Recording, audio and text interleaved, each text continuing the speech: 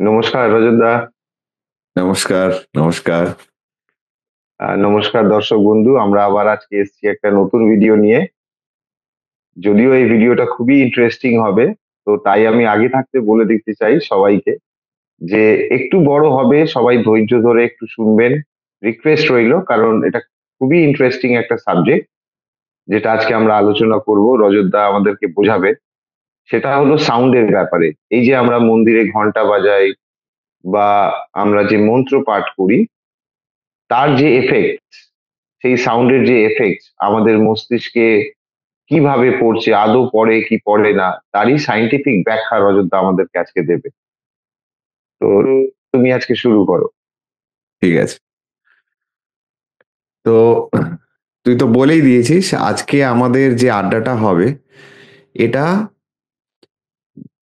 বিজ্ঞানের দ্বারা আমরা আধ্যাত্মিকতার বেশ কিছু বিষয়কে আলোচনা করব। আহ, কেন এটা এইভাবে করতে চাইছি? প্রথমত, এই ধরনের ভিডিও বাংলায় কেন, বাংলা হিন্দি ইংরেজি কোনো ভাবেই তুই ইউটিউবে পাবি না, যেটা আজকে আমরা এক্সপ্লেন করব। এবং দ্বিতীয় হচ্ছে যে আজকালকার যুব সমাজের ভেতরে একটা নেতিবাচক দিক আমরা সবসময় দেখতে পাই যে সংস্কৃত পড়ে কি হবে, ওই জেনে কি হবে, হ্যাঁ, সংস্কৃততে কি আছে, ধর্মে কি আছে। তো আমরা বৈজ্ঞানিকভাবে আজকে চেষ্টা মানে করব। বৈদিক যুগে বৈদিক কালচারটা খুব একটা বেশি মানে না। হ্যাঁ, বৈদিক কালচার বা আমাদের যে ঋষি মুনিদের যে বাক্যগুলো, ঠিক আছে, আজকালকার যুব সমাজ আমাদের ভারতীয় যারা, তাদের মধ্যে দেখি একটা নেতিবাচক ব্যাপার, মানে তারা এগুলো কি হবে সবকিছুই একটা লিবারেল। হ্যাঁ, তো সেই কারণে আহ, আজকের এই ভিডিওটা করা যে বিজ্ঞান, কারণ আজকের যুব সমাজ বিজ্ঞানটা তো ভালো বোঝে। তো বিজ্ঞান হুম, হুম। দিয়েই আমরা যাতে আজকে বুঝতে শিখি যে এই যে তুই বললি ঘণ্টার ধ্বনির উপকারিতা বা মাহাত্ম্য কি, মন্ত্রের মাহাত্ম্য কি, ঠিক আছে, স্বর্গ নরক কাকে বলছে, পূর্বজন্ম পুনর্জন্ম কাকে বলছে, শঙ্খধ্বনি কেন, কিসের প্রয়োজন। তো এই বিষয়গুলো আমরা সাইন্টিফিক্যালি, বৈজ্ঞানিকভাবে, তত্ত্বের দ্বারা আমরা আলোচনা করব। তো শুরু করছি তাহলে। প্রথম জিনিস যেটা আমাদের বুঝতে হবে সেটা হচ্ছে যে আমাদের এই শরীরটা কি দিয়ে তৈরি। দুটো জিনিস, এক হচ্ছে ইলেকট্রিসিটি, বিদ্যুৎ, ঠিক আছে। এটা কিন্তু বায়ো বাই ইলেকট্রিসিটি। হ্যাঁ, এটাকে বলা হয় বায়ো ইলেকট্রিসিটি। এই দিয়ে ফ্যান লাইট চালানো যাবে না। এটাকে বায়ো, আমাদের শরীরের কার্যকারিতার জন্যে, মানে শরীরের বিভিন্ন কাজকর্ম যেগুলো করা হয় সেগুলোর জন্য এই এনার্জিটার প্রয়োজন, ঠিক আছে। তাহলে এটা এই এনার্জিটাকে ইলেকট্রিসিটি বলা হচ্ছে। তাহলে এই ইলেকট্রিসিটিটা কোথায় থাকে? মূলত হচ্ছে আমাদের ব্রেনে থাকে। আর দ্বিতীয় অংশ কি দিয়ে তৈরি আমাদের শরীরটা? সেটা হচ্ছে ম্যাটার দিয়ে, মানে বস্তু দিয়ে। এবারে বলতে পারিস যে এর ভেতরে কেমিক্যালসও আছে। কেমিক্যালসটা কি? মূলত কেমিক্যালসটা আমাদের ইমোশনস এর উপর ইম্প্যাক্ট ফেলে। আমাদের যে হুম, হুম। আবেগগুলো, ইমোশনস মানে আবেগ, এই যে কান্না, হাসি, ভালো লাগা, খারাপ লাগা, এগুলো সব ইমোশনস এর মধ্যে পড়ে। এবং এইগুলো আমাদের শরীরে যে কেমিক্যালস গুলো বিভিন্ন গ্ল্যান্ডস থেকে ছাড়ছে তার দ্বারা প্রভাবিত হয়। এবং সেই গ্ল্যান্ডস বা এই কেমিক্যালস গুলো আবার আমাদের খাদ্যের দ্বারা প্রভাবিত হয়। তো আমরা ওই দিকে যেতে চাইছি না। আজকে আমরা মেনলি আলোচনা করব হচ্ছে ইলেকট্রিসিটি নিয়ে, যে ব্রেনের মধ্যে আমাদের ইলেকট্রিক্যাল ইম্পালসের, নিউরনসের ফাংশন। তো নিউরনস কাকে বলে একটুখানি দেখে নিই। আমরা খুলেই রেখেছি এখানে দর্শক বন্ধুদের জন্য যে নিউরনস কাকে বলছে। এই দেখ, প্রথম যে ইমেজটা এখানে রয়েছে, এটা একটা নিউরনের ছবি দেওয়া হুম, হুম। হয়েছে মোটামুটি, হ্যাঁ, মোটামুটি। তো এইগুলো মাইক্রোস্কোপ, মানে এগুলো খালি চোখে দেখা যায় না, এবং একটা দেখা যায় না। ব্রেনের ভেতরে লক্ষ লক্ষ এরকম নিউরনস থাকে, ঠিক আছে। এই নিউরনস গুলো কিসের দ্বারা চালিত হয়? এগুলো ইলেকট্রিসিটির দ্বারা চালিত হয়, ইলেকট্রিসিটি। ঠিক আছে, বায়ো ইলেকট্রিসিটি। এবং এই যে একটা নিউরন দেখছিস, এর যে মুখগুলো, এগুলো কি করে? ফ্লিকার করে। যেরকম বজ্রপাত হয় না, যেরকম হুম, হুম। বজ্রপাতের সময় আমরা বিদ্যুৎ দেখতে পাই, সেটা একটা বৃহৎ আকারে দেখতে পাই। এইখানে সেটারই একটা সূক্ষ্ম ব্যাপার ঘটে চলেছে সব সময় যতক্ষণ আমরা জেগে থাকি বা ঘুমিয়ে থাকি, স্বপ্ন দেখছি, সেই অবস্থাতেও। তো সেইগুলোতে পরে যাব। তো কি করছে, ধর দুটো নিউরনস রয়েছে, এই একটা নিউরন, এই একটা নিউরন, দুটো কিন্তু লেগে নেই, জয়েন করা অবস্থায় নেই, দুটো কিন্তু একটু একটু তফাতে রয়েছে। মানে আমি এটা অ্যাজ এ লেম্যান আমি বোঝাচ্ছি, হ্যাঁ। এবার হুম, এরা কি হুম, করছে, এই নিউরনটা ছিরিক ছিরিক ছিরিক ছিরিক করছে, এবং এ কি করছে, ক্যাপচার করছে ইনফরমেশন, মানে ডেটা। এ একটা ইনফরমেশন, একটা খবর বা সন্দেশ পাঠালো, হুম, হুম, খবর পাঠালো একে, এ সেটাকে গ্রহণ করলো। আবার তারপরে কি এ ছিরিক ছিরিক করছে, তখন এ আবার সেটাকে গ্রহণ করলো। এইভাবে মানে নিউরনস গুলো কাজ করে। যে আমাদের এই যে পায়ের ব্যথা অনুভব করা বা মশাটা মারছি, হুম, হুম, এগুলো সবই কিন্তু এই ইলেকট্রিক্যাল ইম্পালস যেটা নিউরনসের মধ্যে চলছে তার দ্বারা চালিত হয়। মানে একদম ভেতরে যদি ঢুকে দেখতে চাস। এবারে নিউরনসটা তাহলে বোঝা গেল যে আমাদের ব্রেনের ভেতরে কি আছে, লক্ষ লক্ষ নিউরনস আছে, এবং সেগুলো কিসের দ্বারা চালিত হয় না, বায়ো ইলেকট্রিসিটি। ইলেকট্রিসিটির দ্বারা। এবারে দেখ, ইলেকট্রিসিটি তার মানে কি, একটা এনার্জি। তাহলে ইলেকট্রিসিটি যখন চলে, তাহলে ওটা কিভাবে চলে, একটা ওয়েভের মাধ্যমে, একটা ঢেউ। ওয়েভ মানে কি, ঢেউ, একটা হুম, হুম, হুম, ঢেউয়ের আকারে। ইলেকট্রিসিটি সোজা যায় না, মানে যেরকম একটা জিনিস, একটা সোজা লাইনে কিন্তু ওয়েভ চলে না।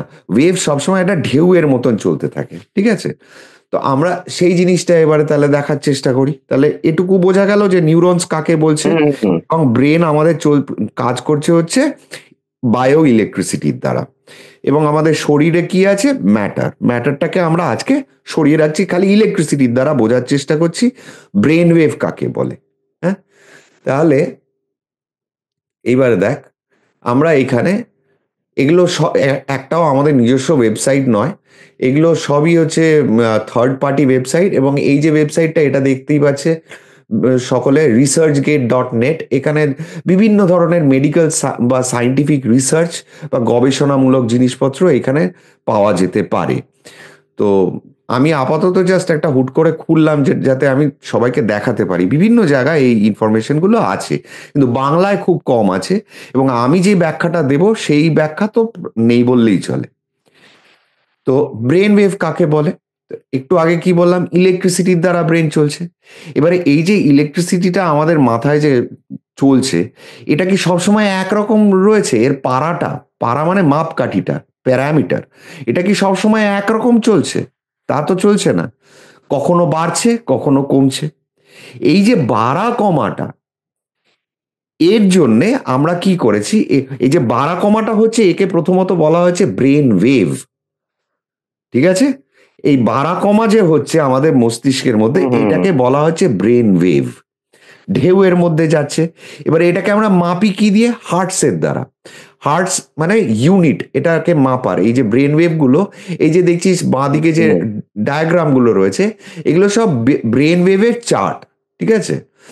এবারে এটা কি, ব্রেন ওয়েভটা কিভাবে চলছে, কতবার এক সেকেন্ডে ওঠানামা করছে, সেটাকে বলা হয় ফ্রিকোয়েন্সি। কত ফ্রিকোয়েন্টলি এটা ওঠানামা করছে। দেখ নিচের এই যে এখানে যে ডেল্টা ওয়েভ রয়েছে, এখানে দেখ ঢেউটা খুব কম ওঠানামা করছে, দেখেছিস ঢেউটা তুলনামূলকভাবে, এগুলো তো তুলনামূলকভাবে দেখাতে হয়। তাহলে এই ঢেউটা দেখ খুব কম ওঠানামা করছে, কার তুলনায়, না একদম ওপরের চারটা, এইখানে দেখ ঢেউগুলো কত বেশি ওঠানামা করছে। তাহলে বোঝা গেল ফ্রিকোয়েন্সি কাকে বলছে, যে এক সেকেন্ডে হুম, এই হুম, ঢেউটা কতবার ওঠানামা করছে, সেটাকে বলা হচ্ছে ফ্রিকোয়েন্সি। এই ফ্রিকোয়েন্সিটা ৫ ভাগে আমাদের ব্রেনে ভাগ করা হয়েছে, মানে আমাদের মস্তিষ্কের অবস্থা ৫ রকম থাকে, এটাই বলার উদ্দেশ্য। আমাদের মস্তিষ্কে যে এই ব্রেন ওয়েভটা চলে, এই ব্রেন ওয়েভ গুলোকে ৫ ভাগে ভাগ করা হয়েছে।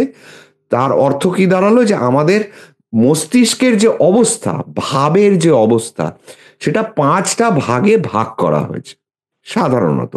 এর বাইরেও ভাগ আছে, কিন্তু সেইগুলো মেশিনের দ্বারা ধরা পড়ে না। হয়তো আজ থেকে ৫০ বছর পরে বা ১০০ বছর পরে ধরা পড়বে, কিন্তু আপাতত নেই, ধরা যায় না। তো আমরা যেটা ধরা পড়ছে সেটা দিয়েই আজকে আমরা আলোচনা হুম, করি। হুম, হুম, তাহলে এই যে ৫টা ভাগ আছে ব্রেন ওয়েভ, তাহলে বুঝতে পারলি তো ব্রেন ওয়েভ কাকে বলছে? যে হ্যাঁ, হ্যাঁ, হ্যাঁ, হ্যাঁ। মস্তিষ্কের এই ইলেকট্রিক্যাল ফ্লোটা, সেটাকে বলা হচ্ছে ব্রেন ওয়েভ। এই ব্রেন ওয়েভের 5টা ভাগ রয়েছে। একে খুব সহজে মনে রাখতে গেলে পরে মনে রাখবি হচ্ছে জি, ব্যাট, ডি। 5টা। G for gamma, B for beta, alpha, A for alpha, T for theta, D for delta. এই 5টা ভাগে ভাগ করা হয়েছে। হুম? তাহলে প্রথমে রয়েছে গামা। গামা ওয়েভ দেখতেই পাচ্ছিস। তাহলে গামা ওয়েভ কত? 30 হার্টস to 100 হার্টস। তাহলে মোটামুটি আমরা এখানে সব জায়গায় পাই যে ওই 35, 40, 45 অব্দি এটা সাধারণত চলে। তাহলে এটা কোন সময় বলা হচ্ছে? যখন আমাদের ব্রেন প্রচন্ড রকম কাজ করছে। খারাপ ভালোতে আমি কিন্তু যাচ্ছি না, হ্যাঁ, প্রচন্ড কাজ মানে করছে। উত্তেজনা বা উত্তেজনা, উত্তেজনা। হ্যাঁ উত্তেজনা। তাহলে উত্তেজনা কখন হয়? ধর আমি দাবা খেলছি, ঠিক আছে? তো দাবা খেলার সময় কি আমাকে যারা প্রফেশনাল, এমনি ছেলে ভোলানো খেলার কথা বলছি না, যখন কম্পিটিশনে গেছি, মানে একটা জেতা হারার হুম, ব্যাপার হুম, আছে, হুম। হ্যাঁ, দেশের নাম জড়িত আছে, সেই রকম কম্পিটিশনে যখন আমি দাবা খেলছি, তার মানে কি আমাকে 10টা 15টা দান আগে থেকে ভাবতে হচ্ছে যে ও কোন দান দিলে আমি কোন প্যাচে ওকে মারবো। তাহলে এই যে ভাবনা চিন্তাটা, সেটা তো শান্ত মনে আসবে না, শান্ত ব্রেনে আসবে না। তো ব্রেন তখন প্রচন্ড বেশি, তাকে দেখে বুঝতে পারছিস না, কিন্তু ব্রেন খুব বেশি উত্তেজিত। তো এইটাকেই বলা হচ্ছে ফ্রিকোয়েন্সি। তার মানে ওর ব্রেনে প্রচন্ড বেশি এই ওয়েভটা, গামা ওয়েভ, যেটা গামা ওয়েভ মানে হাই ফ্রিকোয়েন্সি, এই ওয়েভটা চলছে। তাহলে এটা হলো কি পজিটিভ দিক, ভালো দিক, যে একটা দাবা খেলাটা ভালো দিকে বলা যায়। কিন্তু আবার খারাপ দিকও আছে। ধর কেউ ঝগড়া করছে। মানে উম, মানে কতটা স্ট্রেস আমরা নিচ্ছি ওই মুহূর্তে, সেটাই আর কি এই ওয়েভস গুলো ডিটারমাইন করে যে আমি যদি এক্সেসিভ স্ট্রেস নিয়ে ফেলি, তখন আমার ব্রেনে গামা ওয়েভসটা চলবে আর কি। হ্যাঁ, মানে বেশি উত্তেজনা, স্ট্রেস মানে আমি বলতে চাইছি বেশি উত্তেজনা বা বেশি ভাবনা হ্যাঁ, বা চিন্তা। হ্যাঁ, হ্যাঁ, স্ট্রেস কথাটা সাধারণত আমরা নেগেটিভ বা ডিস্ট্রাকটিভ হুম, হুম, কথার হুম। সাথে জুড়ে দিই স্ট্রেসটাকে। তো দাবা খেলায় স্ট্রেস তো থাকে না, স্ট্রেস বেরিয়ে যায়। তো সেই জন্য দাবা খেলাটাকে আমি বলছি কি প্রোডাক্টিভ বা কনস্ট্রাকটিভ একটা কাজ। সেখানেও তোর কি হচ্ছে, ব্রেন ওয়েভটা খুব বেশি মানে হাই ফ্রিকোয়েন্সিতে চলছে, যেটাকে গামা ওয়েভ বলছি। আবার ধরে নে কেউ ঝগড়া করছে বা ডিবেট হচ্ছে, হ্যাঁ, তো সেইখানেও কিন্তু তুই গামা ওয়েভ পাবি। মানে ব্রেনে ফ্রিকোয়েন্সিটা খুব হাই, মানে তাকে খুব তাড়াতাড়ি চিন্তা করতে হচ্ছে কি করে তার কোন কথাটাকে ধরবে, তার কোন কথার প্যাচে তাকে অসম্মান করতে পারবে বা নিজের দুটো পয়েন্ট কেড়ে আনবে। এই যে হুম, হুম। ডিবেটে বা ঝগড়ায় বা অশান্তি করার সময় তর্কে, তখনও কিন্তু আমাদের এই ব্রেন ওয়েভটা চলে, মানে হাই ফ্রিকোয়েন্সিতে ব্রেন ওয়েভটা চলছে। তাহলে যখন এটা প্রোডাক্টিভ, তখন তো খুবই ভালো। কিন্তু যখন এটা নেগেটিভ, তখন এই ব্রেন ওয়েভটা কি করে? অ্যাংজাইটি সৃষ্টি করে। অ্যাংজাইটি, বোঝা গেল? মানে যেটা তোর ভালো লাগে না। অ্যাংজাইটি কেন? এই দেখ, এই যে ফ্রিকোয়েন্সি, যে কোনো জিনিসে যখন ফ্রিকোয়েন্সি বাড়ে, তখন সেখান থেকে তাপ সৃষ্টি হয়। আমরা যেই বলি না যে ছেলেটার মাথা খুব গরম বা মাথাটা গরম হুম, করে হুম। ফেলেছে, তো এটা কিন্তু এমনি এমনি আমাদের প্রবাদ বাক্যের মতন ব্যবহার করা হয় না। এর পেছনে কিন্তু সত্যি সত্যি কারণ আছে। যখন কেউ ঝগড়া করছে, মাথা গরম করে যেই কাজটা করছে, তখন কিন্তু তার ব্রেন, যদি আমরা ইইজি মেশিনের দ্বারা মাপি, এই দেখ ইইজি মেশিন কথাটা এলো। তাহলে ইইজি মেশিন কি? এই ব্রেন ওয়েভটাকে মাপার জন্য যে যন্ত্রটা ব্যবহার করা হয়, তাকে বলা হয় ইইজি মেশিন, ইলেকট্রো এনসেফেলোগ্রাফ। যেরকম আমাদের হার্টের সমস্যা হলে পরে আমাদের হার্টবিট মাপতে গেলে ইসিজি মেশিন, ইলেকট্রোকার্ডিওগ্রাফ ইউজ করা হয়। বা ধর হার্টবিট বা পালস মাপতে গেলে পরে স্টেথোস্কোপ ব্যবহার করা হয়, তেমনি ইইজি মেশিন ব্যবহার করা হয় ব্রেনের এই ওয়েভগুলো মাপার জন্য। তাহলে এই যখন কেউ ঝগড়া করছে বা অশান্তি করছে বা তার সাথে জড়িত, তখন যদি তার ব্রেনটাকে ইইজি মেশিনের দ্বারা মাপা হয়, তাহলে এই ফ্রিকোয়েন্সি দেখা যাবে। এবং যেটা বলছিলাম যে এই ফ্রিকোয়েন্সি যত বাড়বে, মস্তিষ্কে ফ্রিকোয়েন্সিটা যত বাড়বে, তত তাপের সৃষ্টি হবে। তাপ এবং সৃষ্টি হোক। তাপ সৃষ্টি হলে তখন কি হবে? মানুষটা মানে মানে বিরক্তি বিরক্ত হবে। বোঝা যাচ্ছে?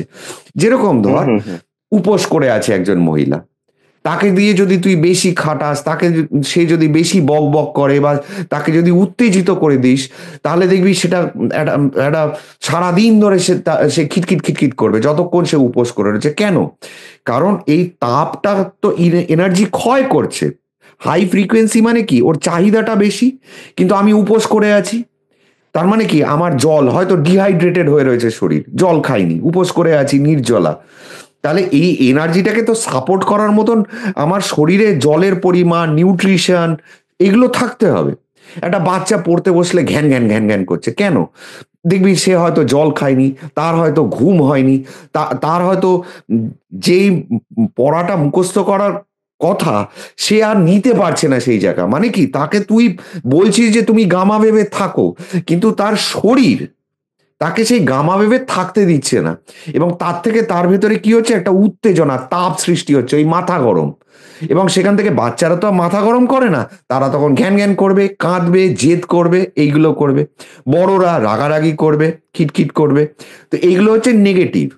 আবার ধর দুশ্চিন্তা, মানে কি হবে, চাকরিটা চলে গেল, কোথা থেকে টাকা পয়সা আসবে, কি করে সংসার চলবে, এই যে সব সময় ব্রেনের মধ্যে চলছে, এটাও কিন্তু গামা ওয়েভ সৃষ্টি করছে, গামা ওয়েভ থেকে হুম। হচ্ছে। তাহলে এই ফ্রিকোয়েন্সি গুলোকে বলা হচ্ছে গামা ওয়েভ। বোঝা গেল তাহলে প্রথমটা। এবং কোন কোন সময় গামা ওয়েভ চলে সেটাও বোঝা গেল, যে যখন আমাদের ব্রেন খুব উত্তেজিত রয়েছে তখন গামা ওয়েভ আমাদের ব্রেনে দেখা যায় মূলত। অন্যান্য ওয়েভও চলে, কিন্তু সেগুলো ডমিনেটেড হয়ে যায় গামা ওয়েভের মাধ্যমে। ঠিক আছে, মানে তাহলে হাইয়েস্ট ইউটিলাইজেশন কে গামা ওয়েভ বলা হয়, আর এক ব্রেনের হাইয়েস্ট ইউটিলাইজেশন, মানে হ্যাঁ আমি কতটা ইউটিলাইজ করছি ব্রেনটা। হ্যাঁ, একটা সময় মানে এই হার্টসটা কি এক সেকেন্ডে কতবার ওঠানামা করছে সেটা দিয়ে মাপা হয়। তাহলে একটা মুহূর্তের জন্য দেখবি হঠাৎ করে ভয় পেয়ে গেলাম, বুক ধরাস ধরাস ধরাস ধরাস করছে। হ্যাঁ, বুক ধরাস ধরাস করে না, তার মানে কি কয়েক সেকেন্ডের জন্য তোর হার্টবিট বেড়ে গেল। তো ঠিক সেই রকম যখন ঝগড়া করছিস, কিছুক্ষণের জন্য প্রচন্ড বেশি তোর ফ্রিকোয়েন্সিটা বেড়ে গেল, তার থেকে কি হলো, তোর মাথা গরম হলো, অ্যাজিটেশন হলো, হাত পা গরম হলো, ব্লাড প্রেশার ফ্লাকচুয়েট হলো, তার থেকে স্ট্রোক হতে পারে। যার জন্য বলে যে হাই ব্লাড প্রেশারের যারা পেশেন্ট তাদেরকে বেশি মাথা গরম করাবেন না। কেন বলে? কারণ এইগুলো কি, এগুলো সব আমাদের শরীরের ওপর ইম্প্যাক্ট ফেলছে, এবং তার কিন্তু মূল হচ্ছে এটা, যে শরীর সাপোর্ট করছে না, কিন্তু তুই ফ্রিকোয়েন্সিটাকে তার প্রচন্ড বেশি তৈরি করে দিচ্ছিস বা হয়ে যাচ্ছে ঘটনার চক্রে। তাহলে এটাকে বলা হচ্ছে গামা ওয়েভ চলছে তখন ব্রেনের মধ্যে। বোঝা গেল তাহলে? ক্লিয়ার? তাহলে একটা বাচ্চাকে পড়তে বসলে পরে সে যখন জ্ঞান জ্ঞান করছে, তাকে প্রথমে জল দে, তারপরে তাকে একটু রিল্যাক্স করতে দে, তারপরে একটু খেলে আবার পড়তে বসা, দেখবি ও পড়বে। ভয় দেখাস না। মারধর করলে পরে ও আরো অ্যাজিটেটেড হবে, পড়বে হয়তো, কিন্তু ওই পড়াটা খালি বসে থাকাই হবে অ্যাজিটেশন থেকে। মানে উপায় নেই, কি করব, কিন্তু ওর ভাল লাগবে না, চোখ দিয়ে জল গড়াবে। তাহলে এটা একটা পর্যায়। আচ্ছা, এইবারে আসছি হচ্ছে আমরা কি বিটা। আচ্ছা, এখানে কি দিচ্ছে, motor functions, higher mental. Higher mental মানে ওই যে বললাম যে মানসিক ক্ষমতাটা, মানসিক কার্যকারিতাটা, সেটা তখন বেড়ে যাচ্ছে হচ্ছে কিসে না, গামা ওয়েভে। ফার্স্ট 30 to 100 হার্টস দিচ্ছে। তারপরে আসছে কি বিটা ওয়েভ। বিটা ওয়েভ কোন সময় আমাদের শরীরে থাকে বা মাথায় চল, ঘুম থেকে ওঠার 10 মিনিট পর থেকে ঘুমোতে যাওয়ার 10 মিনিট আগে বা আধ ঘন্টা আগে পর্যন্ত আমাদের শরীরে তিনটে মূলত ওয়েভ থাকে, চলে। তার মধ্যে প্রধান হচ্ছে বিটা ওয়েভ। বিটা ওয়েভ কি করে, সজাগ থাকতে সাহায্য করে আমাদের, অ্যালার্টনেস। এখানে কি লিখছে, নর্মাল ওয়েকিং স্টেট। ঠিক আছে, কনসেন্ট্রেশন, ফোকাস, 5 ফিজিক্যাল সেন্সেস, মানে আমাদের পাঁচটা, যে পাঁচটা পঞ্চ কেন সব, ইন্দ্রিয়। আমাদের হ্যাঁ পঞ্চ ইন্দ্রিয়, মানে জ্ঞানেন্দ্রিয় এবং কর্মেন্দ্রিয় সবকিছুই অ্যালার্ট অবস্থায় রয়েছে। মানে ঘুম থেকে উঠলাম, ঘুম থেকে উঠে স্নান করলাম, জলটায় হাত দিলাম, এই শীতকালে কতটা ঠান্ডা সেটা বুঝলাম, এগুলো সব কিন্তু বিটা ওয়েভে হচ্ছে। ঠিক আছে, স্নান করলাম, ঘড়ি দেখলাম, দেরি হয়ে যাচ্ছে, অফিস যাচ্ছি, খাচ্ছি একটু তাড়াহুড়ো করে, অফিসে যে রাস্তা পার হচ্ছি, এগুলো সব বিটা ওয়েভের মধ্যে পড়ছে। এবারে যেতে যেতে দুম করে কারোর সাথে ধাক্কা ধাক্কি হয়ে গেল, সে হয়তো আমাকে একটা বাজে কথা বললো, তখন ওয়েভটা চলে যাবে কোথায়, গামা ওয়েভে। গামা মশাই ওয়েভ। দেখে রাস্তা চলতে পারেন না, ঠিক আছে, গামা ওয়েভে চলে গেল। এবারে তুই বাসে উঠলি, বাসে উঠে আকাশ পাতাল ভাবছিস, তখন কিন্তু বিটা থেকে নেমে গেল, সেটা চলে যাবে আলফা ওয়েভে। আলফা ওয়েভে আসছি। মানে এইভাবে আমাদের মাথার আমাদের ফ্লাকচুয়েট ফ্রিকোয়েন্সি করে। গুলো ফ্লাকচুয়েট করে। যেই অশান্তি হলো তখন বা তুই প্ল্যান করছিস যে কখন ওই লোকটা উঠবে, আমি একটু বসবো, একটু ঠেলাঠেলি করে ওই লোকটার কাছে গিয়ে বসলি, মনে মনে ভাবছি যে আমার সিটটা না আরেকজন দখল করে নেয়, তখন চলছে গামা। আবার এবার বসলি জানলার পাশে ভালো সিট পেলি, বসে এবারে আকাশ পাতাল ভাবছিস, মানে দিবানিদ্র। তাহলে তখন কি হয়ে গেল, তখন গামা থেকে নামলো বিটা, বিটা থেকে নামলো আলফা ওয়েভ। আলফা ওয়েভ কোন সময়টা, যখন তুই দিবানিদ্রা বা মেডিটেশন যখন হয় তখন আলফা ওয়েভে মানুষ যায়। ঠিক আছে, আমরা তাহলে বিটা ওয়েভটা বোঝা গেল, যে সারা দিন মূলত আমরা যতক্ষণ জেগে থাকি আমরা বিটা ওয়েভ, মূলত বিটা ওয়েভে থাকি। এবারে যখন ঘুমিয়ে আমরা এই মানে শুয়ে শুয়ে একটা সিনেমা দেখছি বা গল্পের বই পড়ছি, সেটা তখন হয়ে যাচ্ছে কি আলফা ওয়েভ। আবার কোনো একটা মনোযোগ দিয়ে কিছু করছি, তখন সেটা হয়ে যাচ্ছে গামা ওয়েভ। কিন্তু নর্মালি থাকছে জাগ্রত অবস্থায় নর্মালি চলছে হচ্ছে বিটা ওয়েভ। ক্লিয়ার? এবারে আসছি আলফা ওয়েভ। তাহলে আলফা ওয়েভ কত, তাহলে বিটা ওয়েভ হচ্ছে কত, 12 হার্টজ থেকে 30 হার্টজ। গামা ওয়েভ ছিল 30 to 100, এখানে এলো 12 to 30 হার্টজ। ঠিক আছে, তাহলে এই ফ্রিকোয়েন্সিতে থাকলে বিটা। তারপরে কি আসছে আলফা ওয়েভ। আলফা ওয়েভ কত, 7.5 হার্টজ টু 12 হার্টজ। দেখ ফ্রিকোয়েন্সিটা কত, এই ডায়াগ্রাম গুলো দেখলে বুঝতে পারবি যে এই যে ওঠানামাটা, এই যে পাড়ার ওঠানামাটা, এটা আগেই বললাম 1 সেকেন্ডে কতবার উঠছে নামছে, সেটাকেই বলা হচ্ছে ফ্রিকোয়েন্সি। তাহলে এই ফ্রিকোয়েন্সিটা প্রথমটার থেকে তৃতীয় নম্বরটা কতটা কমে গেল, তার মানে কি আমার মাথাটা অনেক বেশি ঠান্ডা হয়ে গেল, ঠান্ডা। উত্তেজনা কম। তাহলে এই যে মাথা গরম মাথা ঠান্ডা, একেই বলা হচ্ছে। ঠিক আছে, কারণ যখন উত্তেজনা মানে যখন উত্তেজনা বাড়বে তখন তার থেকে গরম হবে মাথা, তখন ঘামবি। ঘাম মানে কি, আমাদের শরীরের এসি সিস্টেম, এসি মানে কুলিং সিস্টেম।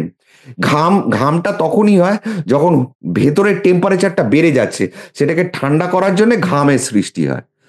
তাহলে যখন আমার শরীর ঠান্ডা তখন আর দেখবি ঘাম হচ্ছে না। ঠিক আছে, সাধারণত গরমকালের কথাটা আলাদা।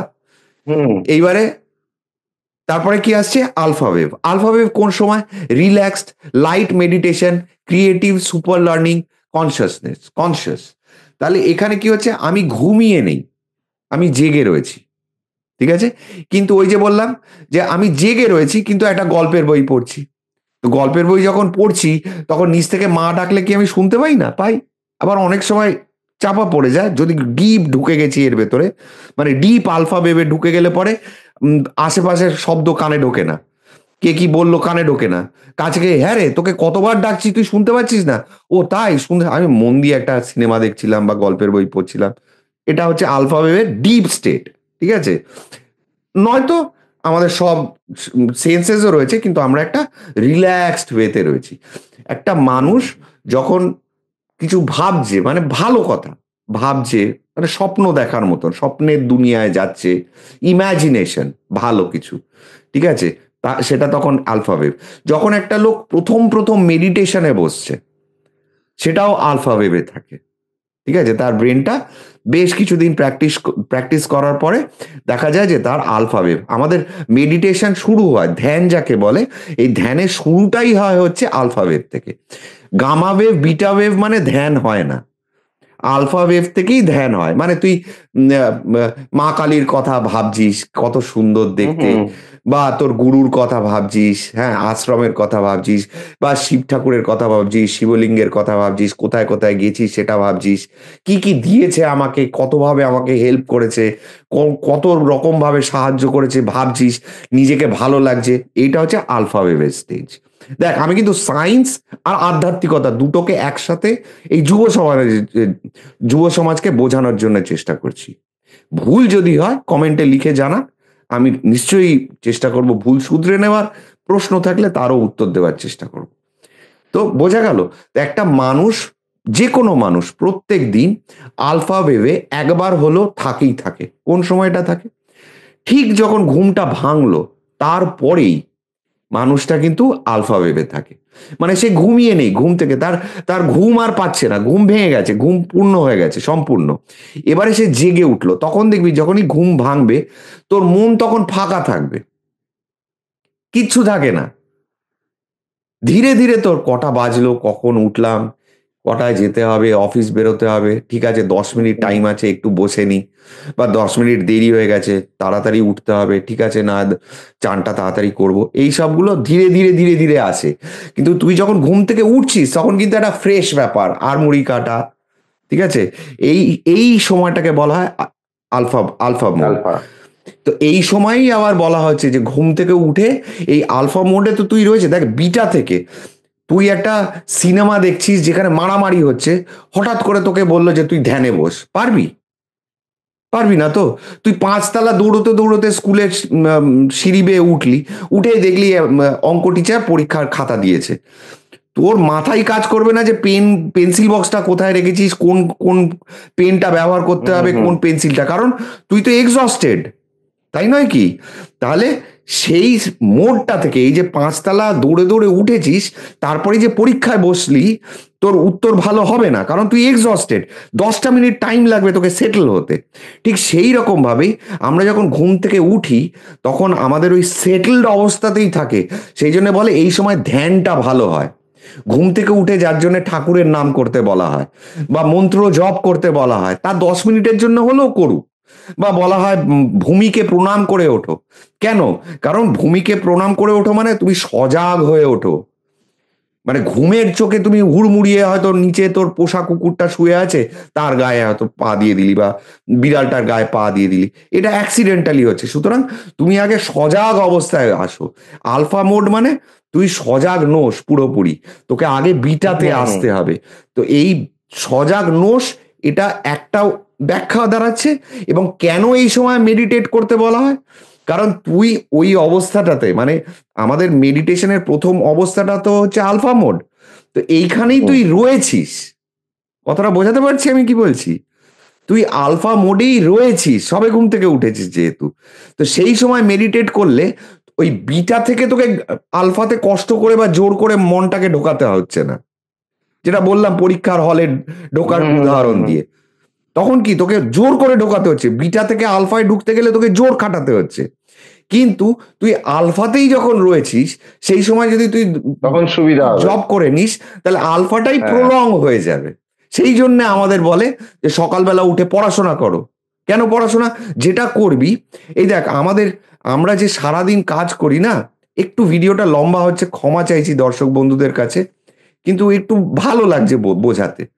দেখ আমরা সারাদিনে অনেক কাজ করি, তো তোকে যদি জিজ্ঞেস করি যে আচ্ছা তুই যে ফ্লাইটটা ধরেছিলিস কত নম্বর গেট দিয়ে ঢুকেছিলিস, তুই মনে করতে পারবি না 2 দিন পর। কেন পারবি না? কেন পারবি না? তুই পরশুদিন দুপুরবেলা কি খেয়েছিলি তুই মনে করতে পারবি না। কেন পারবি না? কারণ আমাদের মস্তিষ্কে দুটো জায়গা আছে এই মেমোরিটাকে ধরার। একটা হচ্ছে টেম্পোরারি মেমোরি, যেটা এই জায়গাটায় ধরা হয়। এবং যখন আমরা আলফা মোড, এই যে ধ্যানে ঢুকছি না বা ধ্যানের স্টেটে যাচ্ছি, তখন এইখান থেকে কি হয়, ফিল্টার হয়। যেই স্মৃতিগুলো তোর প্রয়োজনীয়, সেইগুলো এইখান থেকে হিপোক্যাম্পাসে চলে আসে, পার্মানেন্ট থেকে গেল স্টোরেজ, তুই ওটা আর ভুলবি না চট করে। কিন্তু এই জায়গায় যেটা রয়েছে সেটা তোকে কিন্তু ওই ফিল্টার হয়নি, আনফিল্টার্ড।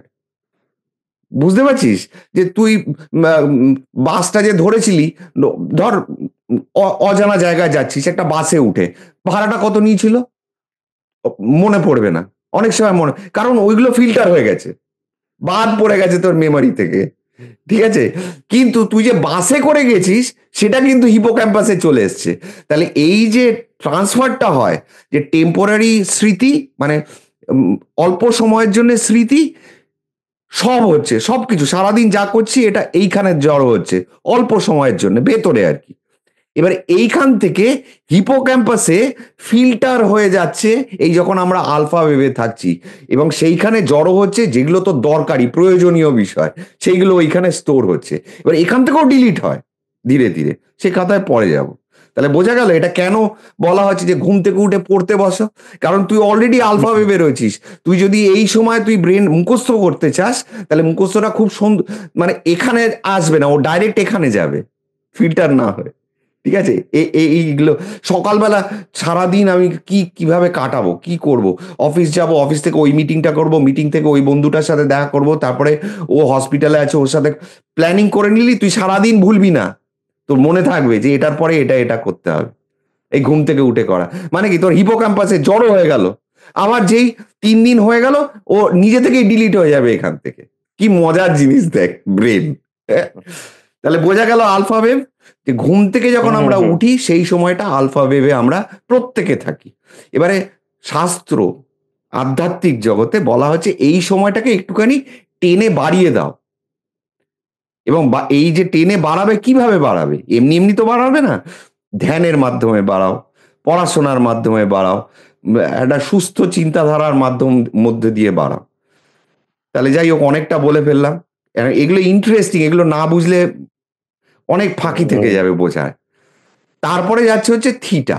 থিটা মানে আমরা যখন ঘুমের ভেতরে ঢুকছি, দেখবি ঘুমের ভেতরে যখন মানুষ ঢোকে তখন কিন্তু স্বপ্ন দেখতে দেখতে ঢোকে। যখন আমরা ঘুমাই দুটো অবস্থা থাকে ব্রেনটা, একটা হচ্ছে থিটা ব্রেন ওয়েভ, আর একটা হচ্ছে delta brain wave. Theta brain wave হচ্ছে যখন আমরা স্বপ্ন দেখি ঘুমিয়ে ঘুমিয়ে, জেগে নয়। কারণ থিটা ব্রেন ওয়েভে কিন্তু আমাদের ইন্দ্রিয় জ্ঞান থাকে না, কোথায় আছি, কটা বাজলো, কোথায় মশা কামড়াচ্ছে, সেই জ্ঞানটা কিন্তু থাকে না। বোঝা যাচ্ছে? এটা কিন্তু মানে তুই ঘুমিয়ে স্বপ্ন দেখছিস, ইন্দ্রিয় বাদ হয়ে গেছে, মানে শরীরটা বাদ, তোর খালি কাজ হচ্ছে দেহতে, মানে এই জায়গাটায় কাজ হচ্ছে। এটাকে বলা হচ্ছে থিটা ব্রেন ওয়েভ। যখন যেটাকে সাইন্টিফিক কথায় বলা হচ্ছে REM স্লিপ, মানে rapid eye movement, rapid I সেই মুভমেন্ট, পর্যায়টাকে বলা হচ্ছে থিটা। রেম স্লিপকে বলা হচ্ছে থিটা ব্রেন ওয়েভ। এই সময় যদি EEG মেশিন দিয়ে মাপা হয়, এবারে ধর ডাক্তার তোকে দেখছে না, তুই ঘুমাচ্ছিস কি ঘুমাচ্ছিস সেটাও দেখছে না, ঘুমাচ্ছিস না, সে ব্রেন ওয়েভটা পড়ছে এবং সে দেখছে যে তোর ব্রেন ওয়েভটা কত চলছে, 4 হার্টস থেকে 7.5 হার্টস। ঠিক আছে, তাহলে সে কি বুঝে গেল, তুই স্বপ্ন দেখছিস। Yes or no? তোকে দেখার হুম দরকার আছে কি? দেখার না দরকার না। নেই তো। সে ব্রেন ওয়েভটা পড়ছে, মেশিনের দ্বারা যে ব্রেন ওয়েভটা আসছে তার থেকে সে পড়ে বুঝে যাচ্ছে যে তুই স্বপ্ন দেখছিস এখন। Yes or no? তাহলে যখন আমাদের হৃদয়টা বন্ধ হয়ে যাচ্ছে এবং স্বর্গ নরক যে ভোগটা মস্তিষ্কে, ধর তুই ঘুমিয়ে ঘুমিয়ে দেখছিস বাঘ তাড়া করছে, ঘুম থেকে ধরপড় করে উঠলি, ঘেমে নিয়ে গেছিস, তার মানে কি ছিল? মানে হচ্ছে বাঘ তাড়া করছে, তুই ছুটছিস, মানে তুই ঘুমিয়ে ঘুমিয়ে গামা ভেবে চলে গেছিস। সেই জন্য তোর কি হয়েছে, শরীর ঘামতে আরম্ভ করেছে। কারণ শরীর তো জানে না যে তুই সত্যি সত্যি সেটা করছিস না স্বপ্নে করছিস। হুম তুই স্বপ্নে বাঘ দেখছিস, তারা করছে, তুই ছুটছিস, এবং ব্রেনে কোন কোন ফ্রিকোয়েন্সি চলা আরম্ভ করেছে, গামা ওয়েভ। গামা। থাকার কথা থিটা বা ডেল্টা, কিন্তু দুঃস্বপ্ন, দুঃস্বপ্ন কি করেছে, গামা ওয়েভে নিয়ে চলে গেছে তোকে। সেই জন্য তুই ধর পড়িয়ে ঘেমে নে, বাবা কিরম স্বপ্ন দেখলাম, রুমাল দিয়ে মুছবি দেবি রুমাল ভিজে যাচ্ছে, তাই না? তো এটা হলো একটা পর্যায়। তাহলে ডাক্তার ওই পর্যায়ে দেখে বুঝবে যে থিটা ওয়েভ মানে মৃত্যুর পর যখন হার্ট বন্ধ হয়ে গেছে তখন কোন ওয়েভটা চলছে, দেখবে থিটা ওয়েভ চলছে, তার মানে এই লোকটা স্বপ্ন দেখছে এবং সেটা গামার দিকে ওঠার চেষ্টা করছে, তার মানে এর অ্যাংজাইটি বাড়ছে। অ্যাংজাইটি বাড়ছে মানে সে কোনো একটা যন্ত্রণার মধ্যে দিয়ে যাচ্ছে, মানে এমন একটা স্বপ্ন দেখছে যেটা যন্ত্রণাময়। বোঝা যাচ্ছে? একেই আমরা বলছি নরক যন্ত্রণা। বোঝা গেল? হ্যাঁ, তাহলে ডাক্তার, তাহলে অনেকে বোকার মতন প্রশ্ন করে না যে হার্ট বন্ধ হয়ে যাওয়ার পরে কি হচ্ছে, কি করে বুঝবো? কেউ কি মরে যাওয়ার পরে এসে তোমাকে বলে গেছে? বলার দরকার নেই, আজকাল মেডিকেল সায়েন্স যে, আগেকার দিনের ঋষি তো অবশ্যই বলে গেছে।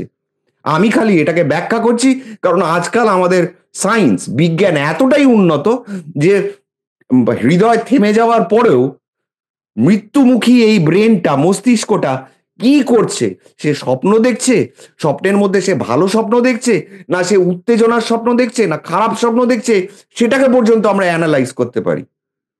তো যদি সে ভালো স্বপ্ন দেখে তাহলে কি হবে, সে আলফা ওয়েভের মধ্যে যাবে, থিটা আর আলফায় ঘোরাঘুরি করবে। বোঝা যাচ্ছে? হ্যাঁ। আর যদি সে খারাপ স্বপ্ন দেখে তাহলে কি হবে, থিটা আলফা বিটার, থিটা আলফা গামাতে যাবে, গামা। বিটাতেও যাবে না, ও ডাইরেক্ট গামায় ম্যাক্সিমাম স্টে করা চালু করে দেবে। এবং ওই যে বলেছিলাম যে হৃদয় থেমে গেলে এই জায়গাটা তো সময়কালের বাইরে, তা আমাদের ঘড়িতে 2 মিনিট হলেও তার কাছে সেটা 2000 বছর 2 লক্ষ বছর হয়ে দাঁড়াতে পারে, তার ভোগটা। তাহলে স্বর্গ নরকের ব্যাপারটা আমি পরে যাচ্ছি, কিন্তু একটু হিন্ট দিয়ে দিলাম যাতে লোকের ইন্টারেস্টটা থাকে। সবই তো সেলসের ব্যাপার আজকাল। আচ্ছা, তাহলে আলফা ওয়েভ বোঝা গেল, থিটা ওয়েভও বোঝা গেল। যে থিটা ওয়েভ কোন সময়? যখন আমরা স্বপ্ন দেখছি, সেই সময়টা ঘুমিয়ে ঘুমিয়ে যখন স্বপ্ন দেখছি, জেগে যখন স্বপ্ন দেখছি বা মেডিটেট করছি বা দিবা স্বপ্ন দেখছি, সেটা হচ্ছে আলফা। তখন আলফা যখন মোড। ঘুমিয়ে ঘুমিয়ে ইন্দ্রিয় জ্ঞান থাকছে না, সময় কালের হিসেব থাকছে না, কোথায় শুয়ে আছি সেই সব হিসেব থাকছে না, সেইটা হচ্ছে থিটা ব্রেন ওয়েভ, REM স্লিপে যেটা দেখা যায়। এবং তারপরে দেখা যায় হচ্ছে ডেল্টা ব্রেন ওয়েভ, মানে সেটাকে বলা হয় ডিপ স্লিপ স্টেট। মানে ডিপ স্লিপ, এই যে ডিপ ড্রিমলেস স্লিপ, ঠিক আছে, নন REM স্লিপ, আনকনসিয়াস। তাহলে ঘুমিয়ে যখন আমরা মানে অচেতন, হ্যাঁ, মানে ঘুমিয়ে কাদা যাকে বলা হয়, মানে অচেতন, সে তার কোনো হুঁশই নেই। তো এই সময়টাকে কি বলা হচ্ছে? এই সময় যদি আমরা ব্রেন ওয়েভটাকে মাপি, তাহলে তার ফ্রিকোয়েন্সি অনুযায়ী দেখা যাবে যে ডেল্টা ব্রেন ওয়েভ 0.1 0.1 থেকে থেকে 4 হার্টস। 4 হার্টস। তাহলে কোথায় ছিল 100 হার্টস, সেখান থেকে 0.1 হার্টসে চলে এসছে। মানে কতটা শান্ত হয়ে গেছে আমাদের ব্রেনের অ্যাক্টিভিটি। কিন্তু এইবারে কথাটা হচ্ছে যে এই যে ডেল্টা ওয়েভ, যেটাকে বলা হচ্ছে ডিপ স্লিপ স্টেট, এই সময় আমরা কি করি? আমরা কিচ্ছু করি না, আমাদের কোনো কিছু মনে থাকে না, আমাদের আমিত্ব থাকে না, ঠিক আছে, সেই অবস্থাটাকে। কারণ তুই ঘুমিয়ে স্বপ্ন দেখিস সেটা মনে থাকে, কিন্তু যখন ডিপ স্লিপে থাকিস তখন আমিত্বটাই থাকে না। সুতরাং সেই অবস্থাতে মন কাজ করে না, যে ক্যাপচার করবে ইনফরমেশন, কিছু একটা ক্রিয়া করবে, কর্ম করবে, ভাববে, সেইগুলো বন্ধ হয়ে যায়। আমাদের ফ্রন্টাল লোব, এই দেখ আর একটা জিনিস, আমাদের ব্রেন তো বিভিন্ন জায়গার বিভিন্ন ফাংশন, তো কোনো কিছু প্ল্যানিং প্রোগ্রামিং সেগুলো কি এই জায়গাটা থেকে হয়। তো এই জায়গাটা যদি নিস্তেজ হয়ে যায়, নিষ্ক্রিয় হয়ে যায়, তার মানে কি আমি প্ল্যানিং প্রোগ্রামিং করতে পারবো না। এই জায়গাটা কি না, কিছু দেখা বোঝায়, সে স্বপ্ন দেখা হোক বা বাস্তবিক অর্থে কিছু দেখা হোক, সেটা কি এই জায়গাটা যখন ফাংশনাল হয়, যখন এই জায়গাটাও নিষ্ক্রিয় হয়ে গেছে, তার মানে আমরা কিছু দেখছি না, এটা বোঝায়। তাহলে ওই সিটি স্ক্যান বা অনেক রকমের স্ক্যান রিপোর্ট থেকেও বোঝা যায় যে ব্রেনের কোন জায়গাটা লাল, কোন জায়গাটা সবুজ, এইভাবে বোঝা যায় যে কোন জায়গাটা কাজ করছে। তো ডেল্টা ওয়েভে বেসিক্যালি কাজ তখনও করে, কিন্তু এই সময় মেন কাজ করে হচ্ছে হিলিং। শরীরের যত ক্ষয়ক্ষতি হয়েছে, আমরা যে এই বিষাক্ত গ্যাস নিচ্ছি, মানে পেট্রোলের ধোঁয়া, তারপরে এই নানা রকম হাবি জাবি আমাদের শরীরে ঢুকছে, পলিউশন। হ্যাঁ, পলিউশন থেকে নানা রকম বিষাক্ত খাবার খাচ্ছি যেগুলো আমাদের শরীরের ক্ষয়ক্ষতি করছে, এইগুলোকে মেরামতি করে হচ্ছে ডিপ স্লিপ স্টেটে, ঠিক আছে, বা ডেল্টা ওয়েভে। বোঝা গেল? তাহলে ডেল্টা ওয়েভে আমরা প্রত্যেকেই যাই, প্রত্যেক দিন যাই, যখন ঘুমাই তখনই যাই। কিন্তু এছাড়া আর কি কোনো সময় যাওয়া যায়? হ্যাঁ, যাওয়া যায়। আমরা যখন মাতৃগর্ভে ছিলাম তখন কিন্তু ডেল্টা ওয়েভে ছিলাম আমরা সেই সময় কিন্তু মানে একটা ফিটাস যার ব্রেনটা সবে সবে ডেভেলপ করেছে, এবং সেই সময় থেকে নিয়ে যতক্ষণ না সে ভূমিষ্ঠ হচ্ছে, যদি মূলত তার একটা অ্যাভারেজ দেখা হয়, তাহলে সেই শিশুটার মধ্যে, গর্ভে থাকা সেই শিশুটার ব্রেন ওয়েভ থাকবে কিসে? ডেল্টা ব্রেন ওয়েভ, মানে আমিত্ব নেই। নয়তো তুই ভাব না, আমি যদি তোকে বলি 5 মিনিট এক জায়গায় বসতে বা 1 ঘন্টা এক জায়গায় বসতে, তুই বিরক্ত হয়ে যাবি। হবি কি হবি না? কোনো কাজ দিলাম না, তুই খালি চুপ করে এক জায়গায় বসে থাক, কিরম বিরক্ত হয়ে যাবি। সেখানে আমরা 9 মাস সেই গর্ভে রয়েছি এক অবস্থায়। কেন হয়েছি? কারণ আমিত্ব বোধটা ছিল না, আমি ছিলাম না, সেখানে ভোগ ছিল না। বোঝা যাচ্ছে কি বলতে চাইছি? হ্যাঁ, তাহলে মাতৃগর্ভে যে শিশু থাকে তার শরীরেও কি থাকে? ডেল্টা ওয়েভ, তার ব্রেনে ডেল্টা ওয়েভ চলে, সবসময় না, ফ্লাকচুয়েট করে। এই আসছি এই বিষয়গুলোতে আসছি। আবার কি, মৃত্যুর পরে একদম লাস্ট স্টেজেও কিন্তু ডেল্টা ওয়েভ থাকে।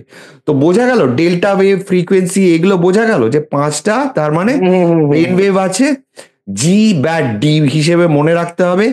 গামা দিয়ে আরম্ভ, যেখানে ব্রেন সক্রিয় খুব খুব বেশি অতিরিক্ত, তো গামা। তারপরে জি, বি ফর বিটা, সারাদিন কাজ এটা করছি বিটা। তারপরে এ, আলফা। আলফা, মানে দিবা স্বপ্ন বা কিছু ভাবছি বা সিনেমা দেখছি বা গল্পের বই বা কল্পনার জগতে রয়েছি, আলফা। তারপর বি, এ, টি, টি হচ্ছে এটা থিটা। থিটার পরে আসছে থিটা, মানে যখন আমরা ঘুমিয়ে ঘুমিয়ে স্বপ্ন দেখছি। এবং তারপরে আসছে তারপরে ডেল্টা, আসছে ডেল্টা। এই সময় আমরা কোনো স্বপ্ন দেখছি না, ঠিক আছে, যেখানে আমিত্ব নেই, যেখানে আমিত্ব নেই। তাহলে এটা ঘুমিয়ে ঘুমিয়ে আমরা রোজ ঢুকছি, এটাকে জেগে ঢুকলে পরে সেটা কিন্তু আধ্যাত্মিক বিষয় হয়ে গেল। তাহলে এইটুকু বোঝা গেল, ঠিক আছে তাহলে ডেল্টা মোটামুটি আমরা তো এটাও বলতে পারি আমিত্ব নেই, তার মানে এটা হচ্ছে ব্রহ্ম বা মোক্ষর পর, মোক্ষ যদি পেতে হলে মোক্ষ স্টেজে যখন যাব তখন এই ডেল্টা ভেবেই থাকবো আর কি। হ্যাঁ, আসছি আসছি। আর আমাকে এখানে ভিডিওটা কাটতে হবে, আমি পরের ভিডিওটাতে আমি আরো ডিটেলসে বলছি। তাহলে আমরা বিভিন্ন ব্রেন ওয়েভস গুলো বুঝে গেলাম, তাই তো, যে পাঁচটা যে হ্যাঁ, ব্রেন হ্যাঁ। ওয়েভস আছে, আহ, সেগুলো আমরা বুঝলাম প্রথমে। এবং কখন কোন ব্রেন ওয়েভটা উৎপন্ন হয় সেগুলোও আমরা এখান থেকে বুঝলাম। এইবারে আধ্যাত্মিক বিষয়ে ঢোকার একটু আগে আর একটা জিনিস বোঝাই, যে কোনো ফ্রিকোয়েন্সি আমাদের ব্রেনে মন্ডল বা প্যাটার্ন বা আলপনা সৃষ্টি করে একটা, যে কোনো ফ্রিকোয়েন্সি, পিওর টোন যেগুলো। তো আমি দেখ ডিটেলসটা দিতে পারছি না, আমি দর্শকদেরকে বলবো, আমি এটা ডেসক্রিপশনে দেওয়া আছে, আপনারা একটু দেখে নেবেন, ডেসক্রিপশনে ডিটেলসটা দেওয়া থাকবে। এখানে দেখুন, এই অ্যামেজিং রেজোনেন্স একটা ইউটিউবে, এই ওয়েবসাইটে, এখানে যদি আপনারা যান, অ্যামেজিং রেজোনেন্স এক্সপেরিমেন্ট, এখানে যদি আপনারা গিয়ে একটু সার্চ করেন, দেখবেন এই দেখুন একটা হার্টস রয়েছে এখানে 462 হার্টস। এবারে 462 হার্টসে আপনি দেখুন একটা প্যাটার্ন তৈরি হচ্ছে এখানে। একটা একটু বলে রাখি, এটা কি হলো, এটা একটা মেটাল, একটা ধাতব, একটা টিনের একটা পাত রয়েছে, যার উপরে কিছু বালি ছেটানো রয়েছে। যখন 345 হার্টস, এই যে বাঁ দিকে নিচে লেখা, এই হার্টসে হুম। যখন আমি এই টিনের পাতটাকে কম্পন করাচ্ছি, ভাইব্রেট করাচ্ছি, তখন এই একটা বালিগুলো নিজে থেকেই, এটা কিন্তু কেউ মানে হাত দিয়ে আঁকছে না, এটা নিজে থেকেই হচ্ছে। এবারে এখানে একটুখানি ফলো করুন, আমি জানি না কপিরাইট চলে আসবে কিনা, তবুও আমি বোঝানোর জন্য একটুখানি দেখাচ্ছি, যে যাতে লোকে বুঝতে পারে কি বলার চেষ্টা করছি। তাহলে এইখানে এটা হচ্ছে একটা নতুন, এটা কি 1033 হার্টসে এই প্যাটার্নটা তৈরি হচ্ছে, ঠিক আছে।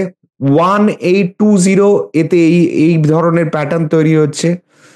2041 হার্টসে এই প্যাটার্নটা তৈরি হচ্ছে। তো এই যে এই বালিগুলো কিন্তু নিজে থেকেই প্যাটার্ন তৈরি করছে, বা এই হুম। আকৃতিগুলো, এই আলপনাগুলো ভাইব্রেশনের দ্বারা। ভাইব্রেশন রেজোনেন্সের দ্বারা।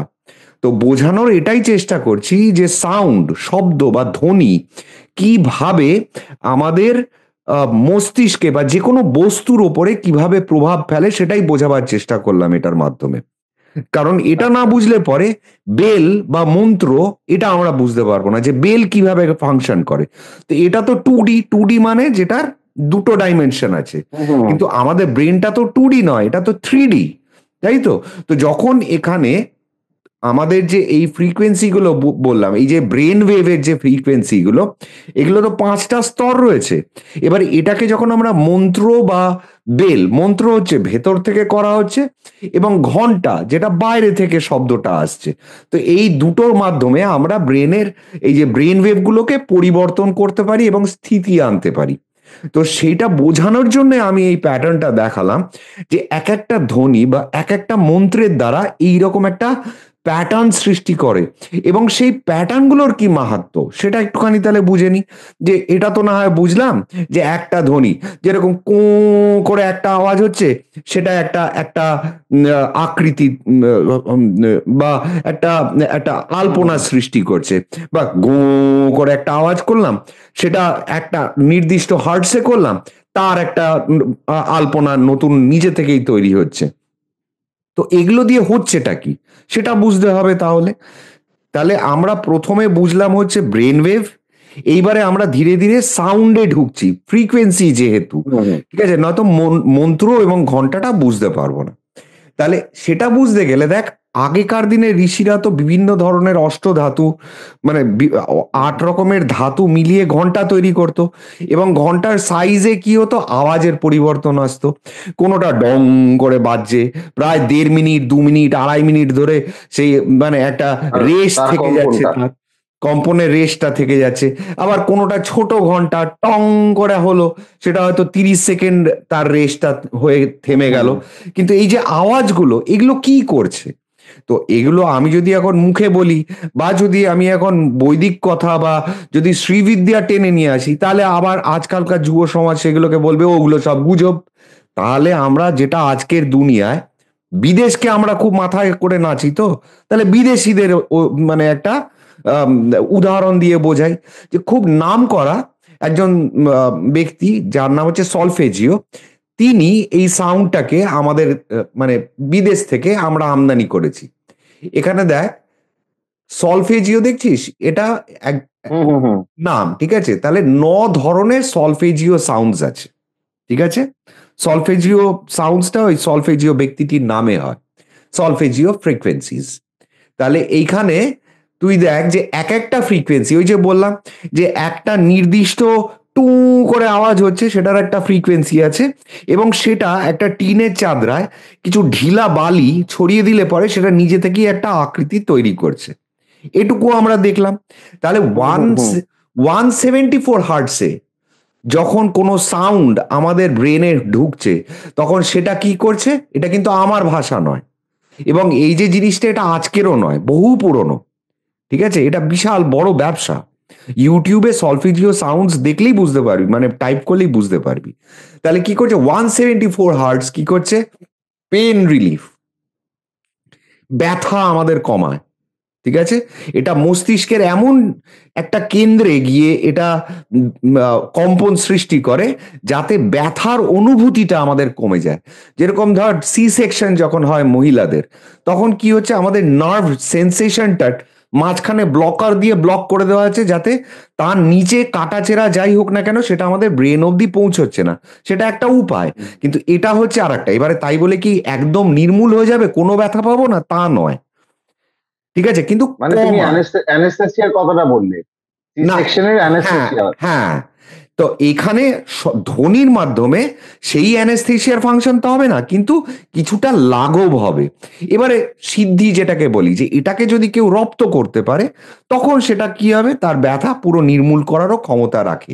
কিন্তু এই 1 মিনিট 2 মিনিটের জন্য আমি জীবনে একবার শুনলাম আর তাতে আমার সম্পূর্ণ ব্যথা লাঘব হয়ে গেল, ব্যাপারটা অত সহজ নয়। সেই জন্যই এত বই খাতা, এত গুরু, এত শিষ্য, এত জ্ঞান, এত কিছু, যে বাবা করে যাও করে যাও, একটা জিনিসকে ধরে রাখো। তাহলে 174 হার্টসে যদি আমরা একটা ধ্বনিকে উৎপন্ন করা হয়, তাহলে সেটা কি করছে, পেন রিলিফ, ব্যথা লাঘব করছে। 285 হার্টসে কি হচ্ছে, হিলস টিস্যুস, যেটা আমি তোকে একটু আগে বললাম, যে কি হচ্ছে, থিটা আর ডেল্টা, এই দুটোতে হিলিং হয়। আলফাতে লিখেছে বটে আলফা ব্রেন ওয়েভে হিলিং হয়, হুম কিন্তু হুম আমার জানা নেই আলফা ব্রেন ওয়েভে হিলিং হয় কিনা। কিন্তু থিটা ব্রেন ওয়েভ এবং ডেল্টা ব্রেন ওয়েভে অবশ্যই হয়। কারণ তখন যেই সমস্ত কেমিক্যাল আমাদের ব্রেনে সিক্রিট করে, বেরোয়, যেই সব রস আমাদের ব্রেনের মধ্যে ঢোকে, সেটার কাজই হচ্ছে যে আমাদের টিস্যুগুলোকে, মানে সেল কোষগুলোকে মেরামত করা, বা নতুন ক্ষয়প্রাপ্ত জিনিসকে আবার নতুন ভাবে জীবন দেওয়া, ঠিক আছে? তারপরে দেখ 396 হার্টস কি করছে, রিলিজেস গিল্ট অ্যান্ড ফিয়ার, ভয়, যে সবই তো আমাদের এই জায়গাটুকুর থেকে হচ্ছে। তাহলে এই ব্রেন হুম হুম। ওয়েভটা কি করছে, আমাদের ভয় কাটাতে সাহায্য করছে। তার মানে কি আমি আর কোনোদিন ভয় পাবো না? তাই বলে কি আমার সামনে যদি একটা হঠাৎ করে দুম করে একটা গাড়ি চলে আসে, আমি কি ভয় পাবো না? ব্যাপারটা সেটা নয়। এটার একটা এইগুলো সবই হচ্ছে একটা লং টার্ম প্রসেস, এবং এর এফেক্টটাও লং টার্ম হয়। মানে অনেক দিন ধরে এগুলো প্র্যাকটিশনাররা প্র্যাকটিস করে। এটা আমি কেন বোঝাচ্ছি, যাতে ঘন্টার ধ্বনি, ঘন্টা মন্দিরে যে ঘন্টা সেটা তো এক জায়গায় বাঁধা থাকছে, দীর্ঘদিন ধরে সেই ভাইব্রেশনটা সেই বাতাবরণে চারিপাশে খেলছে, সেই অনুপরমাণুতে সেই ভাইব্রেশনে সেই কম্পনটা ছড়িয়ে রয়েছে। সেখানে তুই যখন যাবি তোর ফ্রিকোয়েন্সি চেষ্টা করবে সেই কম্পন, সেই অনুপরমাণুর কম্পনের সাথে, সেই ফ্রিকোয়েন্সির সাথে ম্যাচ করার। আমার বলার উদ্দেশ্য সেইটা। কিন্তু ওই একবার গেলাম 5 মিনিটের জন্য, তাতে আমি একদম সুস্থ হয়ে গেলাম, রোগ মুক্ত হয়ে গেলাম, ভয় কেটে গেল, তা নয়। তো এগুলো হচ্ছে একটা লং টার্ম থেরাপি যাকে বলা হয়, এবং সাউন্ড থেরাপিও আছে।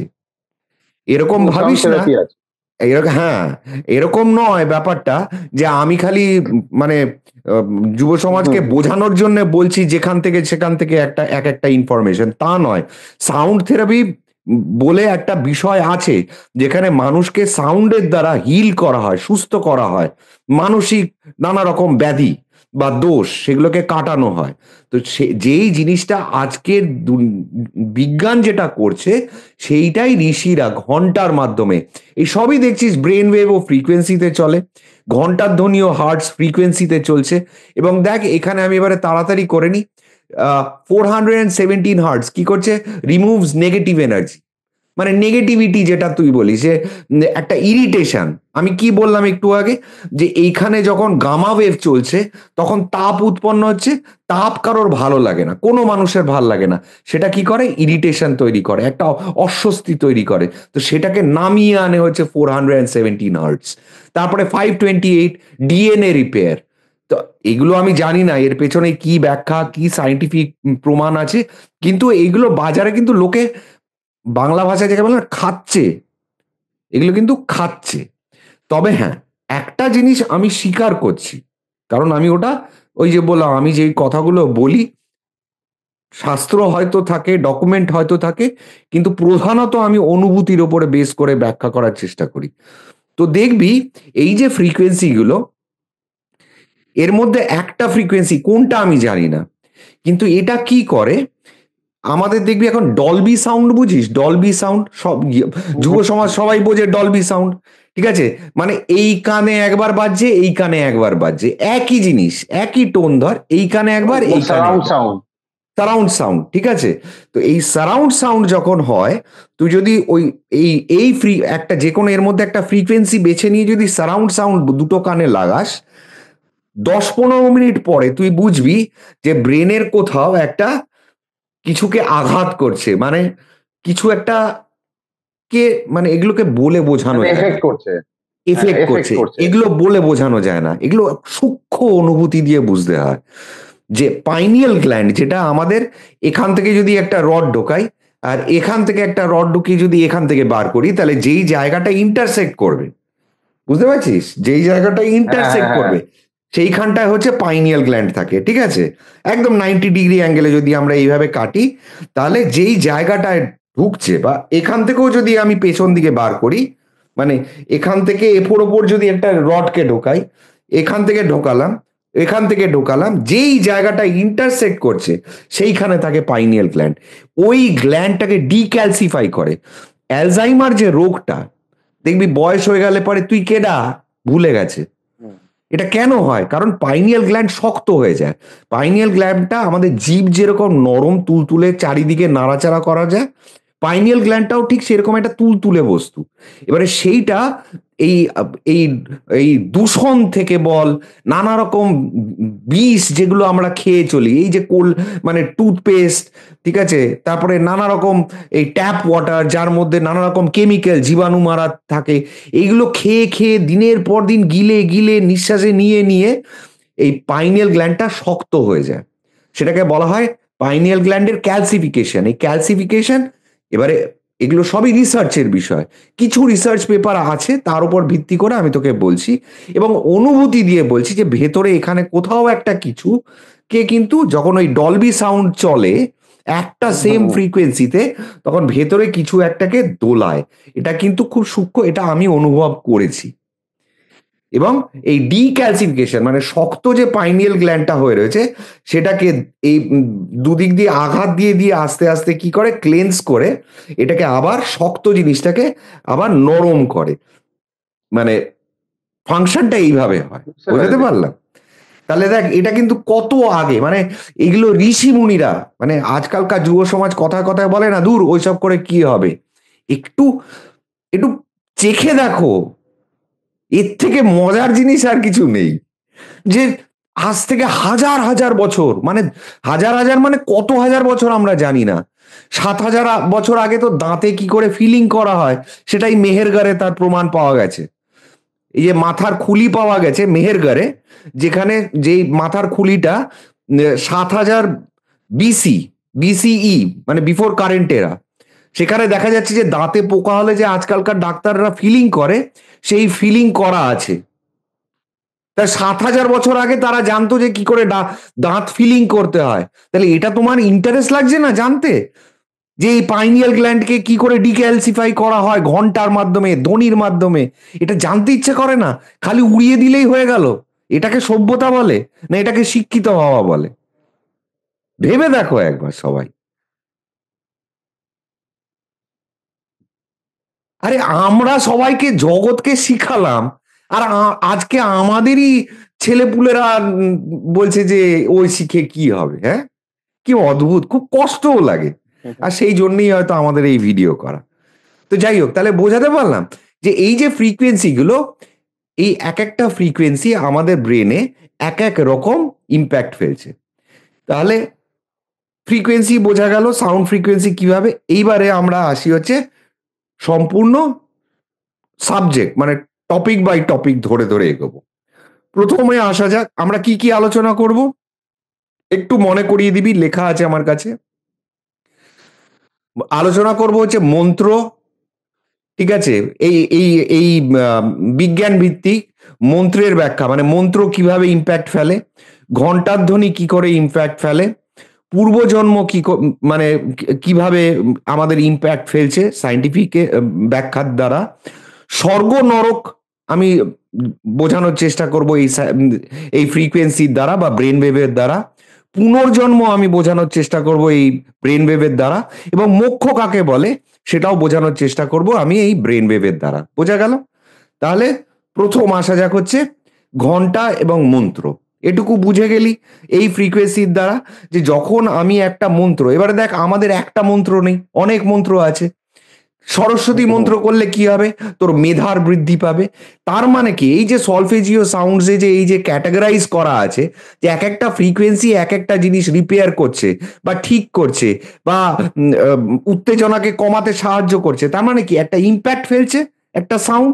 ঠিক সেই রকম ভাবে এই মন্ত্রগুলো, একটা মন্ত্র তোকে মানসিক বল দিচ্ছে, সাহস দিচ্ছে, ঠিক আছে? এই যে তন্ত্র মতে যে মন্ত্রগুলো করা হয়, ঠিক আছে, সেইগুলো কি তোকে শক্তি দেবে নানা রকম, শারীরিক হোক, মানসিক হোক, দৈবিক হোক। এই এক শক্তির মন্ত্র, এগুলো হচ্ছে শক্তির মন্ত্র, ঠিক আছে? আবার কিছু মন্ত্র আছে যেগুলো তোকে বৈরাগ্য এনে দেবে। মন্দিরে গেলি, ঘন্টার ধ্বনি, দেখবি এক একটা মন্দির, এটাও একটা মজার জিনিস, একটা মন্দিরে যখন ঢুকছিস বলে না ওই মন্দিরে যাও মোক্ষ প্রাপ্তি হবে, ওই মন্দিরে যাও ঋণ শোধ হয়ে যাবে, ওই মন্দিরে যাও লেখাপড়া ভালো হবে, ওই মন্দিরে যাও সন্তান পেতে সুবিধা হবে। এইগুলো কি, এগুলো আর কিছু নয়, এই ধ্বনি এবং মন্ত্র। তুই যদি ঢুকিস ওই মন্দিরটায় গেলি, দেখলি ওইখানে যে ঘন্টাটা বাঁধা রয়েছে বা যতগুলো ঘন্টা রয়েছে সেইগুলো তোর ব্রেনে এমন জায়গায় হিট করছে যেটা তোর মেধাকে বৃদ্ধি করছে, কনসেন্ট্রেশন পাওয়ারটাকে ইনক্রিজ করছে। এবং মন্দিরে ঢুকে দেখলি সরস্বতী দেবীর প্রতিমা রয়েছে, এবং তার যে মন্ত্রগুলো এবং ক্রিয়াকলাপ, সেগুলোও কিন্তু ওই ওই সিঙ্গেল পয়েন্টেড ফোকাস, যে কি করে তোর মেধা বা জ্ঞানকে বৃদ্ধি করা যায়, কি করে তোর জ্ঞানের ইচ্ছেটাকে বাড়ানো যায়, জ্ঞান অর্জনের ইচ্ছেটাকে বাড়ানো যায়, ক্ষুধাটাকে বাড়ানো যায়। তাহলে ওই মন্দিরের ওইটা বৈশিষ্ট্য। আবার কোন মন্দিরে গেলি, সেইখানে যে মন্ত্র পাঠ হচ্ছে এবং সেইখানে যে ঘন্টার ধ্বনি হচ্ছে, তোর মনে হলো দূর আর বাড়ি ফিরে কি হবে, সেই তো হবে, যাবোক্ষণ ঘন্টা দুয়েক পরে, আগে ঘন্টা দুয়েক এখানে বসি। মানে তোর ভেতরে কি আসছে, বৈরাগ্য। মানে তখন তোর সামনে কেউ 10টা টাকা চাইলে তুই হয়তো তাকে 50টা টাকা দিয়ে নিয়ে যাও, তোর মনটাই সেই স্টেটে চলে যাবে। যেই মানুষ 5 টাকা দেয় না, সেই পরিবেশে সেই ফ্রিকোয়েন্সিতে গেলে পরে তার হাত দিয়ে 500 টাকা বেরিয়ে যাবে, সে দ্বিতীয়বার ভাববে না। এই হচ্ছে ফ্রিকোয়েন্সির মজা। ঠিক আছে? মানে তার মনটার কথা বলছি, টাকাটা বড় কথা নয়। আমি মনটার, যেই মানুষ কাউকে কোনোদিন ক্ষমা করতে পারে না, সেই মন্দিরে গেলে পরে সে দেখা গেল সে, তাকে একটা গুঁতো মেরে কেউ চলে গেল, অন্য সময় সে হয়তো তেড়ে মেরে যাবে। এখানে বলল ঠিক আছে, ঠিক আছে যাও। মানে ক্ষমা ব্যাপারটা চলে এসছে। তো একেকটা মন্দিরে এই এনার্জি গুলোকে নিয়ে খেলা সৃষ্টি হয়েছে। মানে মন্দিরগুলো এমনি স্থাপনা করা হয়নি। তার পেছনে সায়েন্টিফিক ব্যাখ্যা আছে। এবং সেটা করতে গেলে তোমাকে ১০টা মন্দির নিয়ে গবেষণা করতে হবে যে কোন ফ্রিকোয়েন্সিতে আছে, কোন মন্ত্র কোন ফ্রিকোয়েন্সি। এইবারে দেখ, এতগুলো ভাষা আছে পৃথিবীতে, সংস্কৃত এমন একটা ভাষা যেটা কিন্তু স্বরের দ্বারা নিয়ন্ত্রিত হয়। মানে আমরা যেমন খুশি আমরা যা খুশি বলছি, আমাদের তো কিন্তু মন্ত্র যখন পাঠ করতে হবে তোকে কিন্তু স্বর, তাল, লয়, ইন্টোনেশন। ছন্দ এইগুলো কিন্তু মেনটেন করতে হবে, নয়তো মন্ত্র ফাংশন হবে না। আমি যেমন ওম ত্র্যম্বকম যজামহে সুগন্ধিম পুষ্টিবর্ধনম উর্বারুকমেব বন্দনান মৃত্যুর মুক্ষীয়ম অমৃতাৎ, কোনো লাভ হবে না। বলবে যে ওই মিনিটে 50 বার আমি করে ফেলেছি, কত ফাস্ট, কত ও করা বেকার। তোমাকে এই মন্ত্র যখন তুমি গায়ত্রী মন্ত্র পাঠ করছো, ওং ভূর্ভুবস্সুঃ তৎসবিতুর্বরেণ্যম ভর্গো দেবস্য ধীমহি ধিয়ো ইয়ো নঃ, এই যে ধীমহি, হি যখন বলছি আমি বিসর্গ, আমি কথার কথা বলছি, এক্সাম্পল বলছি, আমি তো পণ্ডিত নই। ওং প্রথমে টানলাম, ঠিক আছে, ভূর্ভুবস্সুঃ, হা যখন হচ্ছে তখন ভেতর থেকে নাভি থেকে নিঃশ্বাস মুখ দিয়ে যেরকম কাশলে পরে মানে বেরিয়ে আসে শ্বাসটা, সেই রকম ওং ভূর ভুব স্বাহা, হা, মানে নিঃশ্বাসটা বেরিয়ে আসলো ভেতরে, তারপরে আর কোনো শ্বাস নেই। এটা হচ্ছে নিয়ম। আমি যেমন খুশি করলে হবে না। ওং ভূর ভুব স্বাহা তৎসবিতুর্বরেণ্যম ভর্গো দেবস্য ধীমহি হি ধিয়ো ইয়ো ন প্রচোদয়াত, তৎ খণ্ডের তৎ। ঠিক আছে? তো উচ্চারণ যদি ঠিক না হয়, তোমার এইখানে ফ্রিকোয়েন্সি কিন্তু গন্ডগোল পাকাবে। তো এইভাবে তোমাকে করতে হবে। যেমন খুশি করলে পরে মন্ত্র তোমার ফাংশন দেবে না। যেকোনো স্কেলে মন্ত্র করলে তোমার ফাংশন হবে না। যেরকম ধর ওং, আমাদের উদ্দেশ্যটা কি? ওং মন্ত্র একটা একাক্ষরী, এবং সেটাকেই বলা হয় ব্রহ্মর সমান। ঠিক আছে? তো আমাদের উদ্দেশ্য হচ্ছে যে এই ব্রহ্ম, ওং, সেটাকে আমাদের ব্রহ্ম তালুতে কম্পন সৃষ্টি করা সেই মন্ত্রের দ্বারা। এই তো উদ্দেশ্য। তাহলে আমি ওংটাকে ওং করে করতে পারি। তো ওং করে করলে আমার এখানে কম্পন হচ্ছে, হচ্ছে না, লাভ নেই কোনো। ওং কম্পন হচ্ছে না, হচ্ছে না, বুকে আওয়াজ হচ্ছে, লাভ হচ্ছে না। কম্পনটা আমাকে এখানে আনতে হবে। তাহলে আমি যখন মন্ত্র পাঠ করব, আমাকে নিজেকে এক্সপেরিমেন্ট করে করে দেখতে হবে যে কোথায় ওং হচ্ছে না, ওং হচ্ছে না, ওং হচ্ছে, হ্যাঁ খানিকটা হলো, ওং আরেকটু ওটাই, ওং,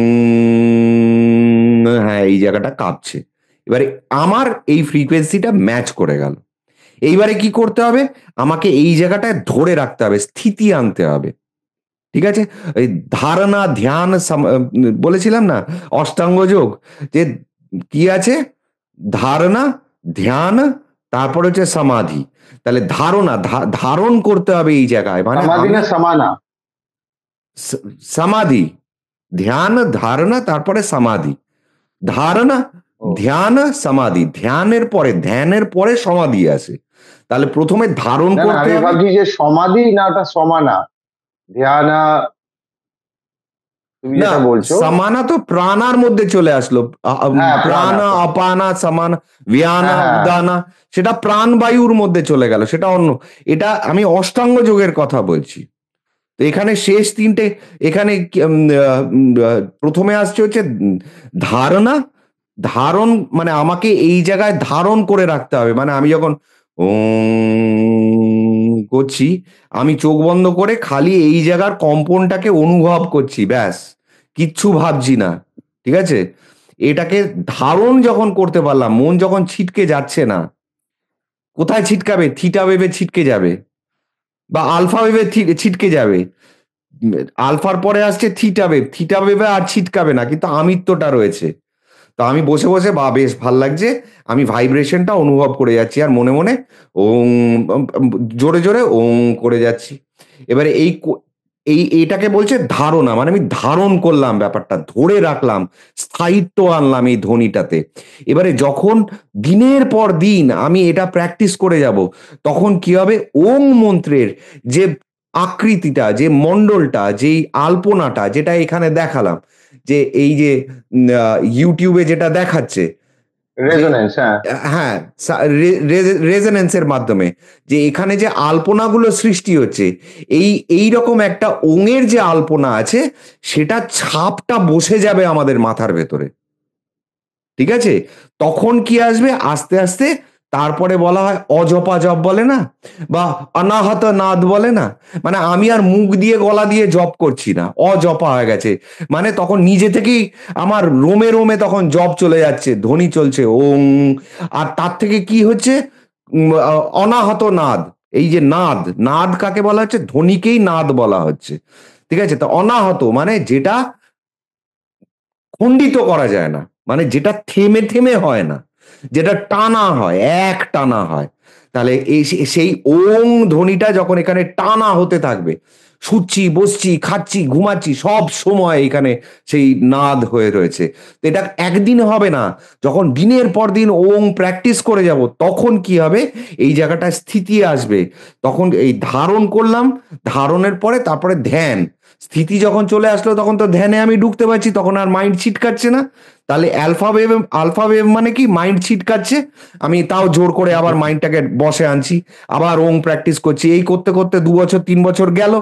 2 বছর 3 বছর পরে তখন কি হলো, ধীরে ধীরে আমার ভেতরে সেই সংযমটা এলো, যে মনটা আর ছিটকাবে না। তখন যখন আমি ওং করছি, তখন ওংটা ওঙেই থাকছে, মানে আমি খালি, আমি সব ভুলে যাচ্ছি, দেহ ভুলে যাচ্ছি। যেটা বললাম থিটা ভেবে কি থাকে, যে বাহ্যিক জ্ঞানটা হারিয়ে যায়, কিন্তু আমিত্বটা থাকে, যেটা স্বপ্নে হয়। তাহলে বাহ্যিক জ্ঞান মানে হুম। শরীর, জগৎ, বন্ধু বান্ধব সব হারিয়ে যাচ্ছে, খালি কম্পনটা এখানে রয়েছে মন্ত্রের। ওং মন্ত্রটার ব্যাখ্যা করছি, কিন্তু আমি ওং শুধু নয়, যে কোনো মন্ত্রে এই একই ব্যাখ্যা। তাহলে তখন কি হচ্ছে, যে এই কম্পনটাতে আমি স্থিতি পেলাম, মানে আমি ধ্যানে ঢুকলাম। এবারে কিন্তু আর আমি ধ্যান করছি না, ধ্যানে ঢুকে যাচ্ছি। ঠিক আছে? এইবারে এখানে বসে থাকতে থাকতে তখন কি হলো, ওই ভাইব্রেশনটা ধরলাম, কিন্তু আমিত্বটা রয়েছে, মানে আমার বেশ ভালো লাগছে। এই তো বেশ ভালো হচ্ছে, মানে আমি মুখ দিয়ে কোনো আওয়াজ করছি না, অনাহত নাদ তখন হচ্ছে, ওং একটা ধ্বনি, বাইরের লোক শুনতে পারবে না, আমি শুনছি। এবং সেটা খুব হালকা শব্দ নয়, গমগমে শব্দ, মনে হবে যেন পাহাড় ভেঙে পড়ছে, এরকম শব্দ, সে আওয়াজ। সে গুরু ছাড়া সেই জন্য এগুলো প্র্যাকটিস করতে নেই, পাগল হয়ে যায় লোকে এই আওয়াজে। ঠিক আছে? মানে তোর মনে হবে মাথা ইট দিয়ে ফাটিয়ে দিই আওয়াজটাকে বন্ধ করার জন্য, যদি ভুল করে চালু হয়ে যায়, এত জোর আওয়াজ। ঠিক আছে? তো যাই হোক, সেটা অন্য কথা। তো সেই আওয়াজে তখন স্থিতি চলে আসে, এবং তারপরে কি, ওই যে বললাম, এই আওয়াজে তখন মানুষ আত্মহারা হয়ে যায়, আত্মহীন হয়ে যায়। ওই যে বলে না, যে কি, ভাগবত গীতার সারমর্ম আমি কি শিখেছি, যে অহংকে অহং ত্যাগ করো। ব্রহ্মাস্মি। না, অহংকে না ত্যাগ না, করো, অহং অহং ক্ষেত্রে এক। হ্যাঁ। হ্যাঁ, অহং ব্রহ্মাস্মি তো অন্য, ওটা তো বেদের হ্যাঁ অংশ। হ্যাঁ, কৃষ্ণ। হ্যাঁ। হ্যাঁ, গীতাতে আমি যেটুকু বুঝেছি সেটা হচ্ছে, যে অহংকে ত্যাগ করো। তো অহং কি করে ত্যাগ করব? ওই মনটা তখন হারিয়ে যায়, আমি বলে আর কিছু থাকে না। প্রথম প্রথম মনে হয় বা বেশ ভাল লাগছে, আমার বেশ ভাল লাগছে, এই আমার বেশ ভাল লাগছে করতে করতে করতে করতে আমারটা কখন হারিয়ে যায়, তখন বেশ ভাল লাগছে থেকে যায়। আর তারপরে আর ভালো লাগছে খারাপ লাগছে সেই ব্যাপারটাও থাকে না, খালি একটা একটা অস্তিত্ব থাকে, ব্যাস। ভালো খারাপ কিচ্ছু থাকে না, আমিত্বতা তো থাকেই না। তাহলে বোঝা গেল যে মন্ত্র কিভাবে আমাদের শরীরে ইম্প্যাক্টটা ফেলছে। হ্যাঁ হ্যাঁ। হ্যাঁ, তাহলে মন্ত্র এইভাবে, এই যে মণ্ডলাকার, অখণ্ড মণ্ডলাকার বলে না, তাহলে অখণ্ড মানে যেটা খণ্ডিত নয়, সেই মণ্ডল, মণ্ডল মানে এই আকৃতিগুলো বা ডায়াগ্রাম যাকে বলা হচ্ছে, বা আলপনা যাকে বলা হচ্ছে, এইটা যখন এটা 2D-তে দেখাচ্ছি, যেটা তুই দেখতে পাচ্ছিস চোখের সামনে, এটাই যখন 3 ডাইমেনশনাল হয়ে যাবে, তখন গোটা ব্রেনে আমার এই ধ্বনিটা, এই এই এই আকৃতিটার ছাপ পড়বে। তখন চাইলেও আমি সেখান থেকে বেরিয়ে আসতে পারবো না, বা কেউ আসলেও আমার সেই স্থিতি থেকে আমাকে আর টলাতে পারবে না, কোনো প্রলোভন আমাকে কাঁপাতে পারবে না, কোনো জড়া ব্যাধি আমাকে আর কষ্ট দিতে পারবে না। বোঝা গেল? মাইন্ডটা ওইভাবে প্রোগ্রামড হয়ে যায়। এবং তারপরে সেখান থেকে চলে আসে কি, তাহলে প্রথমে আমি কি করছি, ওং প্র্যাকটিস করছি, সেটা হচ্ছে আলফা মোড। যেটা বললাম, ঘুম থেকে উঠে হুম, আলফা হুম, মোডে হুম। আমরা সকালবেলা মেডিটেট করছি, জোর করে করছি। কারণ চোখ বন্ধ করছি, মাইন্ড, মন একবার বাজারে চলে যাচ্ছে, আবার ধরে টেনে আনছি ওং, তারপরে আবার মন চলে যাচ্ছে অফিসে, আবার টেনে ধরে নিয়ে আসছি, আবার ওং আনছি। তাহলে আলফাতে ছিটকে ছিটকে এই সুসুর করছে, একটু চুলকে নিলাম, এই মাছি উড়ছে, একটুখানি তাড়িয়ে দিলাম, এগুলো আলফা ওয়েভের খেলা। তারপরে কি হয়ে যায়, থিটা ওয়েভ। থিটা। থিটা ওয়েভে তখন আর মন ছিটকাতে যায় না, ছিটকাতে পারে না, তখন স্থিতি চলে আসে। তখন শরীরে কোথাও ঝিঝি ধরে গেল কিনা বা মশা কামড়াচ্ছে কিনা এই জ্ঞানটা আর থাকে না, সেটা হচ্ছে থিটা ওয়েভ। কিন্তু সেখানে আমিত্বটা থাকে, মানে সেই পরমহংসদেবের সেই স্টেট যেখানে আমি রয়েছি আর আমার মা রয়েছে, আমি দেখছি, বা আমি এই ভাইব্রেশনটাকে অনুভব করছি, বা কানের টু আওয়াজটাকে শুনে যাচ্ছি, বা হৃদয়ের ধুপুক ধুপুক আওয়াজটাকে আমি অনুভব করছি। ঠিক আছে? তো যে কোনো একটা বিষয়ে বিষয়কে আমি ধারণ করে নিয়েছি।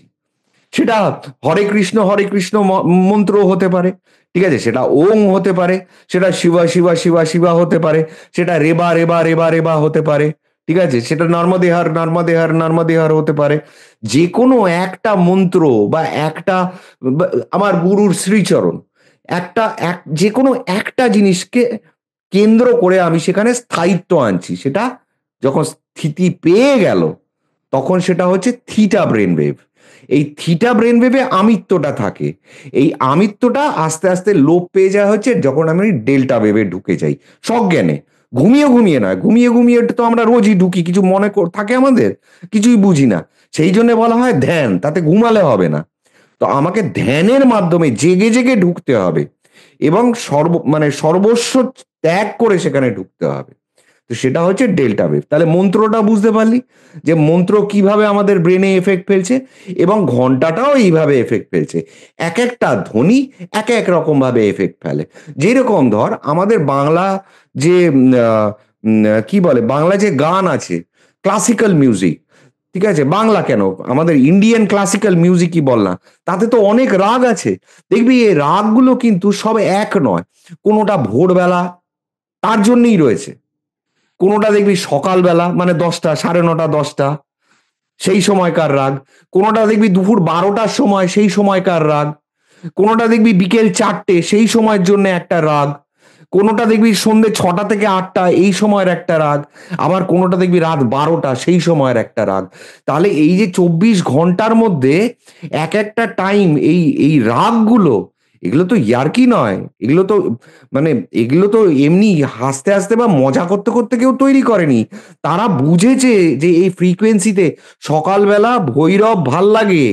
তারা বুঝেছে, সেই জন্য এই রাগটা ওই ফ্রিকোয়েন্সিতে বাঁধা আছে। এই সুরটায়, তালটায়, লটায়, ধ্বনিটা, ঠিক আছে, এই স্বরটা, এগুলো সব ওই ফ্রিকোয়েন্সিতে মাপা। তুই রাত 12টার জিনিসটা তুই দুপুর 12টায় যদি করিস, তোর ভালো লাগবে না সেই গানটা। না করতে ভাল লাগবে, না শুনতে ভাল লাগবে। আর দুপুর 12টার গান রাত 12টায় ভাল লাগবে না, না করতে ভাল লাগবে, না শুনতে ভাল লাগবে। তাহলে বুঝতে পারলি যে সব মন্ত্রের কিন্তু আলাদা আলাদা গুণ আছে। কোনো মন্ত্র তোর মেধাকে বাড়াবে, ঠিক আছে, কোনো মন্ত্র তোর বুদ্ধিকে বাড়াবে, কোনো মন্ত্র তোকে বৈরাগী বানিয়ে দেবে, কোনো মন্ত্র তোকে ধন সম্পত্তি টেনে আনার ক্ষমতা দেবে, কোনো মন্ত্র তোকে দৈহিক ক্ষমতা দেবে, কোনো মন্ত্র তোকে মানসিক ক্ষমতা দেবে, এই রকম। ঠিক আছে? তাহলে এক একটা মন্ত্র এরকম। এবারে বলতে পারি যে মন্ত্র তো বেদেই আছে, মানে বৈদিক মন্ত্র, সেগুলোকেই একমাত্র মন্ত্র বলা হয়। তাহলে তার বাইরেও তো অনেক মন্ত্র করা হয়। তো সেই কন্ট্রোভার্সিতে আমি যেতে চাইছিলাম না, তবুও একটু হালকা হিন্ট দিয়ে রাখি। এমন প্রচুর মন্ত্র আছে যেগুলো বৈদিক নয়, কিন্তু সেইগুলোর দ্বারা যদি কোনো ঋষি মহারিষি কোনো পথ খুঁজে পেয়ে থাকে, ব্রহ্মকে ছুঁয়ে থাকতে পারে, তাহলে সেটাকেও আমরা মন্ত্র হিসেবেই ধরি। ঠিক আছে, সেটাকেও আমরা মন্ত্রের আওতায় আনি। কারণ যখন ঋগ্বেদ ছিল, তখন তো গৌতম বুদ্ধের জন্ম হয়নি। বা রামানুজাচার্যার জন্ম হয়নি, তাই না? কিন্তু এরা তো সিদ্ধ পুরুষ। তো এনারা যদি কোনো মন্ত্রের সাহায্যে ব্রহ্মকে বা পরম তত্ত্ব যেটা, সত্য যেটা, সেটাকে বুঝে থাকেন, তাহলে তাদের সেই মন্ত্রটাও কিন্তু, মানে তাদের সেই বাণীটাও কিন্তু, বা তাদের সেই, তারা যদি বলে এই এই মন্ত্রটা আমি দিচ্ছি, তাহলে সেটাও গ্রহণযোগ্য। সেই জন্য আমাদের নিজেদের মধ্যে মারামারি খাওয়াখাওয়ি করাটা উচিত নয়।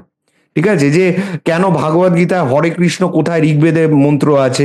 না, হরে কৃষ্ণ বলো বা হরে রাম বলো, এটা যেই ঋষি ব্রহ্মজ্ঞানী, ঠিক আছে, যে রাম রাম রাম রাম করে ব্রহ্মজ্ঞানী, ব্রহ্মকে চিনতে শিখেছে, সে বুঝেছে যে রাম মন্ত্রে আমি ব্রহ্মকে পেয়েছি, সুতরাং তুমিও রাম মন্ত্র করো, তাহলে তুমিও পেতে পারো ব্রহ্মকে।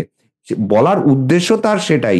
রামটা সেইখান থেকে মহামন্ত্র হয়েছে, হরে কৃষ্ণটা সেইখান থেকে মহামন্ত্র হয়েছে, রেবা রেবা সেই জন্যে মহামন্ত্র হয়েছে।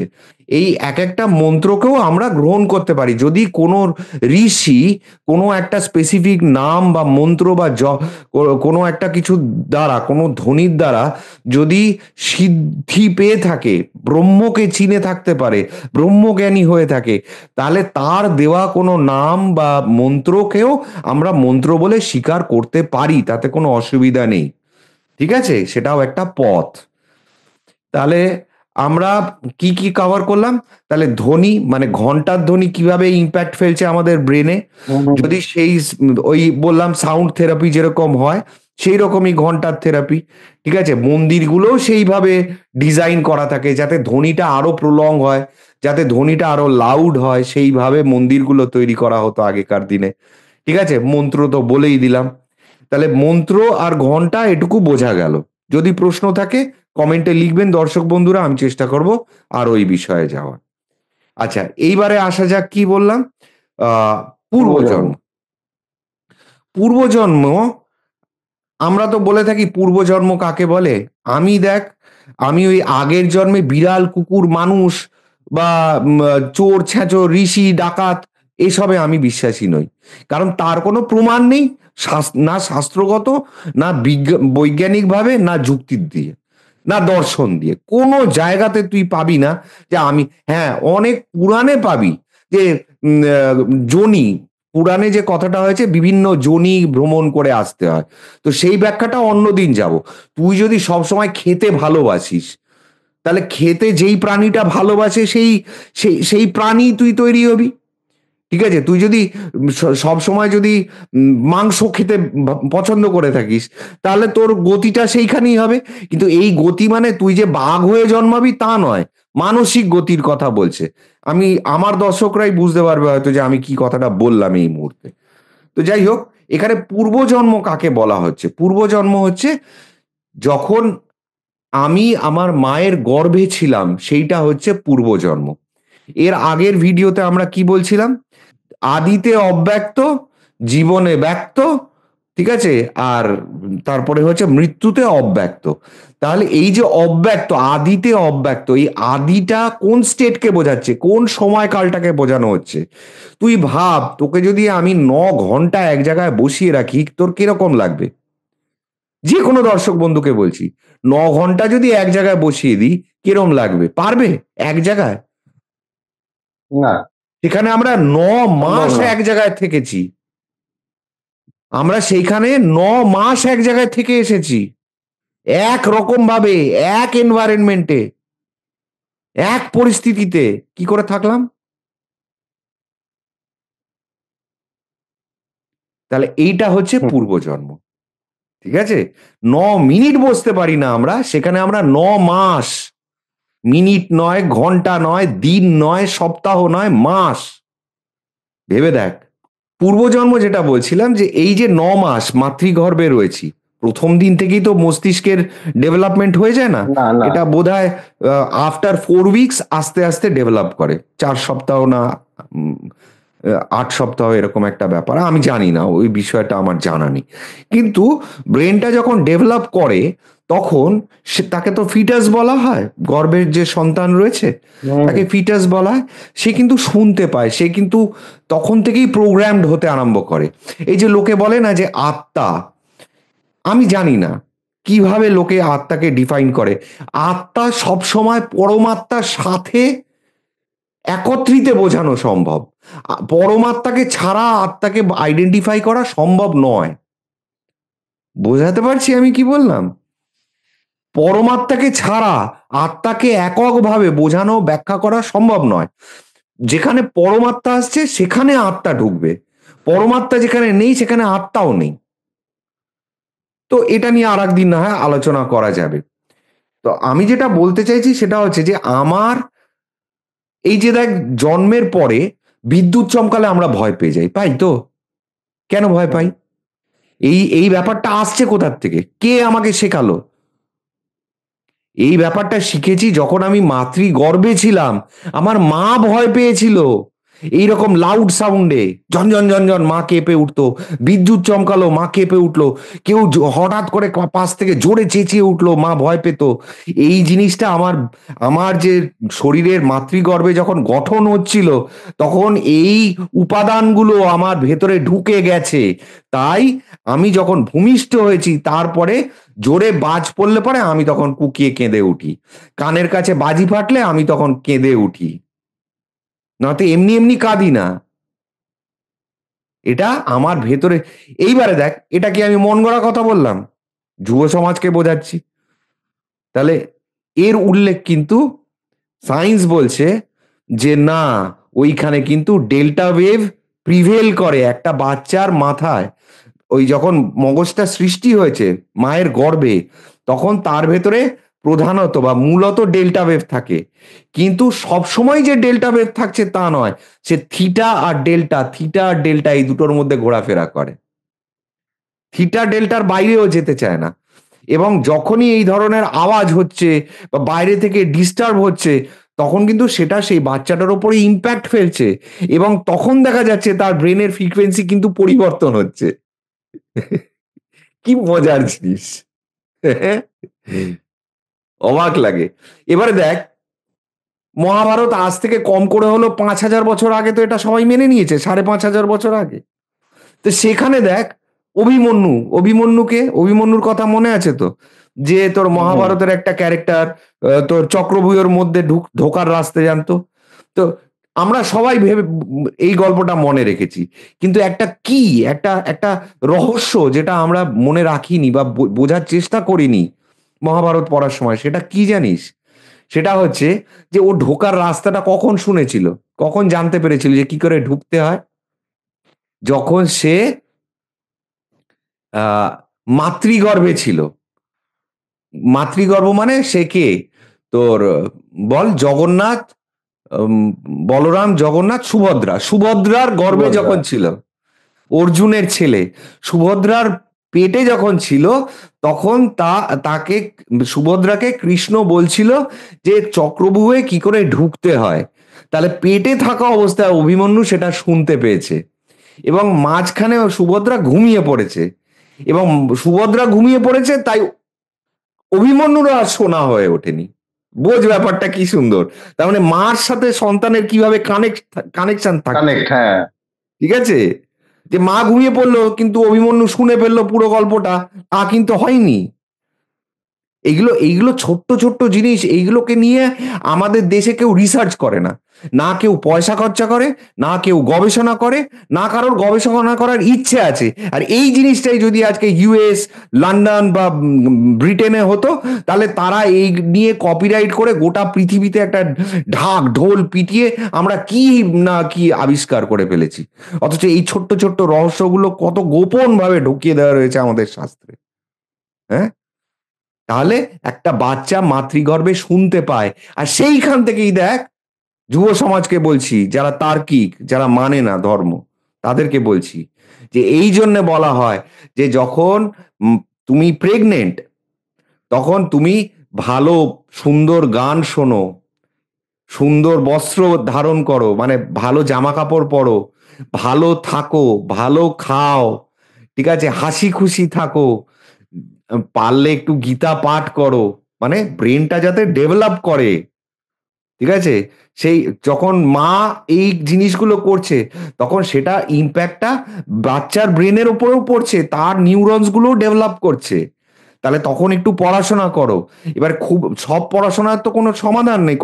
মানে বিদ্যা আর অবিদ্যায় আমি যাচ্ছি না যে কোনটা বিদ্যা আর এই পড়াশোনা মানে কি, কেন বলছে ধর্মশাস্ত্র পড়ো, কারণ ওটা বিদ্যা। আর আনুষাঙ্গিক গুলো সেগুলো অবিদ্যা, যেগুলো পরিবর্তনশীল। আমরা ছোটবেলায় পড়েছিলাম যে কটা গ্রহ আছে না, 9টা সূর্যের পাশে: Mercury, Venus, Earth, Mars, Jupiter, Saturn, Uranus, Neptune, Pluto. এখন দেখি আমার মেয়ের খাতায় প্লুটো হয়ে গেছে ডুয়ার্ফ প্ল্যানেট, মানে 9টা আর নেই, 8টা রয়েছে। আর প্লুটোকে আটটা আবার হয়েছে, হ্যাঁ। অন্য ক্যাটাগরিতে ফেলে দিয়েছে। তার মানে এটা অবিদ্যা। আমরা যেটা শিখেছি সেটা আর এখন অ্যাপ্লিকেবল নয়। তাহলে এই জিনিস আমি গর্ভে থাকা সন্তানের, যখন সন্তান আমার গর্ভে রয়েছে, তখন যদি আমি এই সমস্ত জিনিস পড়ি যেটা আজ সত্যি কাল মিথ্যা, তাহলে সেটা অবিদ্যা হয়ে গেল। তাহলে আমাকে এমন জিনিস পড়তে হবে যেটা আগেও সত্যি ছিল, আজও সত্যি চিরসত্য। আছে, চিরেও সত্য, ভবিষ্যতেও সত্য থাকবে। তো সেই সব জিনিস পড়ো। ধর্মশাস্ত্র এই জন্য বলেনি যে বাবা গুরু নাম করো, গুরু নাম করো। তাতে এমন জিনিস পড়ো যেই জ্ঞানটা তোমার এবং তোমার সন্তানের উন্নতি ঘটাবে, সেই জন্য ধর্মশাস্ত্র বলা হচ্ছে। ধর্মকে আঁকড়ে ধরে কান্নাকাটি করতে বলছে না তারা। তারা শিক্ষিত। ঋষিমুনিরা কেউ হাবাগোবা ছিল না, তারা শিক্ষিত, গবেষণা করতো। তারা তারা সায়েন্টিস্ট ছিল, বোঝো সেটা। তারা হেলায় ফেলায় কোনো কথা বলেনি। তারা যে কটা কথা বলেছে তার পেছনে গোপন রহস্য রয়েছে, সেটা বুঝতে শেখো। যাই হোক, তাহলে পূর্বজন্ম। এইবারে দেখ, আর একটা জিনিস বলি, মজার জিনিস জানিস, প্রকৃতির থেকে কত কিছু শেখা যায়। এই যে টর্টোয়াইস আছে না, টার্টল, কাছিম বা হুম। কচ্ছপ, এরা তো জলে থাকে, জলের গুলো, কিন্তু ডাঙায় এসে ডিম পারে। বালি সরিয়ে দেখবি ন্যাট জিওতে দেখায়, ন্যাশনাল জিওগ্রাফি চ্যানেলে। হুম। বালি দেখেছি। খুঁড়বে, বালি খুঁড়ে এক জায়গায় ধর 50-60টা বা 100-200টা ডিম পারলো, ঠিক আছে। এবারে তারপরে কচ্ছপগুলো কি করে, আবার মাটি দিয়ে ঢাকা দেয়, দিয়ে আবার চড়তে চলে যায় জলে, সমুদ্রের জলে। এইবারে প্রশ্নটা হচ্ছে যে এতগুলো যে ডিম পেরে চলে গেল, এরা কিন্তু সবাই হয় ছেলে হবে না মেয়ে হবে। কি মজার জিনিস! কেন হবে? কেন সব কটা ছেলে হবে? কেন সব কটা মেয়ে হবে? কেন ছেলে মেয়ে মিক্সড হবে না? জানিস এই কারণে হবে না। ওই কারণ এই হিট। ডিমগুলো যেই তাপে ফুটবে, হ্যাঁ, হিট। যেই টেম্পারেচারে ডিমগুলো ফুটে বের হবে, সেই টেম্পারেচারটা নির্ণয় করবে যে এরা ছেলে হবে না মেয়ে হবে। ঠিক সেই রকম ভাবে আমরা যখন মাতৃগর্ভে রয়েছি, তখন ভূমিষ্ঠ হওয়ার পরে আমরা কেমন হব তার অনেকটা নির্ভর করে যখন আমরা মাতৃগর্ভে রয়েছি। এটাকেই বলা হয় পূর্বজন্ম। কোনো অন্য কোনো দেহে, শরীরে, অন্য কোনো দেশে তা নয়, তা হুম, বোঝাতে হুম, হুম। চেষ্টা করেনি। বোঝানোর চেষ্টা করছে এই শরীরটাই, যেটা একটা শুক্রাণু এবং ডিম্বাণু মিলিত হয়ে যেই শরীরটার গঠন আরম্ভ হলো, এই শরীরটাই যখন গর্ভে রয়েছে, সেই গর্ভে থাকা এই 9 মাসটাকে বলা হয়েছে পূর্বজন্ম। এই সময় মা যেরকম খাবে, আমার বডি ওয়েট সেরকম হবে, আমার হেলথ সেরকম হবে। মা যদি না খেতে পায়, তাহলে আমিও রুগ্ন তৈরি হব, এবং সেটাই হচ্ছে পাপ। এই যে অনাহার, কেন সরকার থেকে বলা হয় যে যারা প্রেগনেন্ট তাদেরকে বিশেষভাবে তাদেরকে ডিম, দুধ, কলা এসব খাওয়ানোর জোগাড় করা হয়েছে। আমি জানি না এগুলো এখনো আমাদের স্টেটে আছে কিনা। চণ্ডীগড়ে ছিল একটা সময়, আমি জানতাম প্রচুর এনজিও এগুলো কাজ করতো এই ধরনের। কেন করা হতো? কারণ ওই যে বলে না, পূর্বজন্মের পাপ আমি করছি না, আমার মাও করছে না, কিন্তু সে বেচারি খেতে পায়নি। তো সেই জন্যে আমি যখন ভূমিষ্ঠ হলাম, আমি বিকলাঙ্গ তৈরি হলাম। তাহলে এই বিকলাঙ্গটা কি হলো? একটা পাপ। পাপ মানে এটা এটা এটা একটা কজ, নেগেটিভ কজ। তাহলে এই কজটা কি মানে, না sorry, result, not cause, result. একটা নেগেটিভ রেজাল্ট। তাহলে এই রেজাল্টটা এলো কোথা থেকে? উইদাউট কজ তো রেজাল্ট হচ্ছে না। তাহলে কজটা কি? যে মা খেতে পায়নি, সেই কারণে। বোঝা যাচ্ছে? বা নেশা ভাঙ করেছে প্রচুর, সেই জন্যে একটা অন্যরকম মেন্টালিটির ছেলে তৈরি হয়েছে বা বাচ্চা তৈরি হয়েছে। ঠিক আছে? যে কোনো নেশা যাকে বলা হয় হুম। আরকি। হ্যাঁ? তো এইগুলো। তাহলে বোঝা গেল যে পূর্বজন্ম কোনটা বলছি, এবং এখানেও কিন্তু আমরা ওই ব্রেন ওয়েভ বা ফ্রিকোয়েন্সি একটা বাচ্চার মধ্যে পাচ্ছি, সেটা হচ্ছে ডেল্টা ব্রেন ওয়েভ। এইবারে দেখ, মন্ত্র বুঝলাম, ঘন্টা বুঝলাম, পূর্বজন্ম থেকে। এইবারে আমরা একসাথে কয়েকটা জিনিসকে বোঝার চেষ্টা করব লাইন দিয়ে। আমরা কি বলেছিলাম? পূর্বজন্ম হলো, তারপরে আমরা বেঁচে যখন আছি তখন তো আমরা ইচ্ছে মতন যা খুশি করছি। তারপরে হচ্ছে কি, হৃদয় বন্ধ হয়ে যাচ্ছে, তাই তো? হৃদয় বন্ধ হয়ে যাচ্ছে কিন্তু ব্রেনটা চলছে। এবং আমি আগের ভিডিওতে মানে কয়েকটা ভিডিও আগে আমি বলেছিলাম যে তারপরে হয় আমাদের স্বর্গে যেতে অজ্ঞাতটা। হচ্ছে, নয়তো আমাদের নরকে যেতে হচ্ছে। এবারে আবার আজকের যুব সমাজ বলবে এই আবার একটা মিথ্যে কথা, ব্যবসার ফন্দিয়াটা আন্দাজে কথা বলছে। আন্দাজে বলছি না, বোঝো ব্যাপারটা। নরক যন্ত্রণা কাকে বলছে? যখন তুমি আজকে এত বড়, তুমি আমার ভিডিও দেখছো মানে অন্তত 25 বছর বয়স তোমার নিশ্চয়ই হয়েছে। 25 বছরে তুমি একবার হলো পরো জীবনে অন্তত ঘুমিয়ে ঘুমিয়ে ধরপড়িয়ে উঠেছো, জোরে জোরে নিঃশ্বাস নিয়েছো, আতঙ্কে একটা বাজে স্বপ্ন দেখে, হয়েছে তো? হ্যাঁ, তো এই যে ধরপড় করে উঠলে ঘুম থেকে, কেন উঠেছিলে?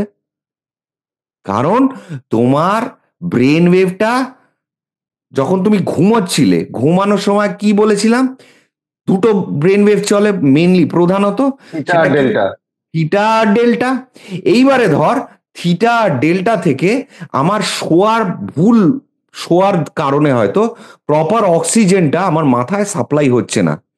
যার জন্য দেখ আবার ধর্মশাস্ত্রে বলেছে দিক নির্ণয় করে শো।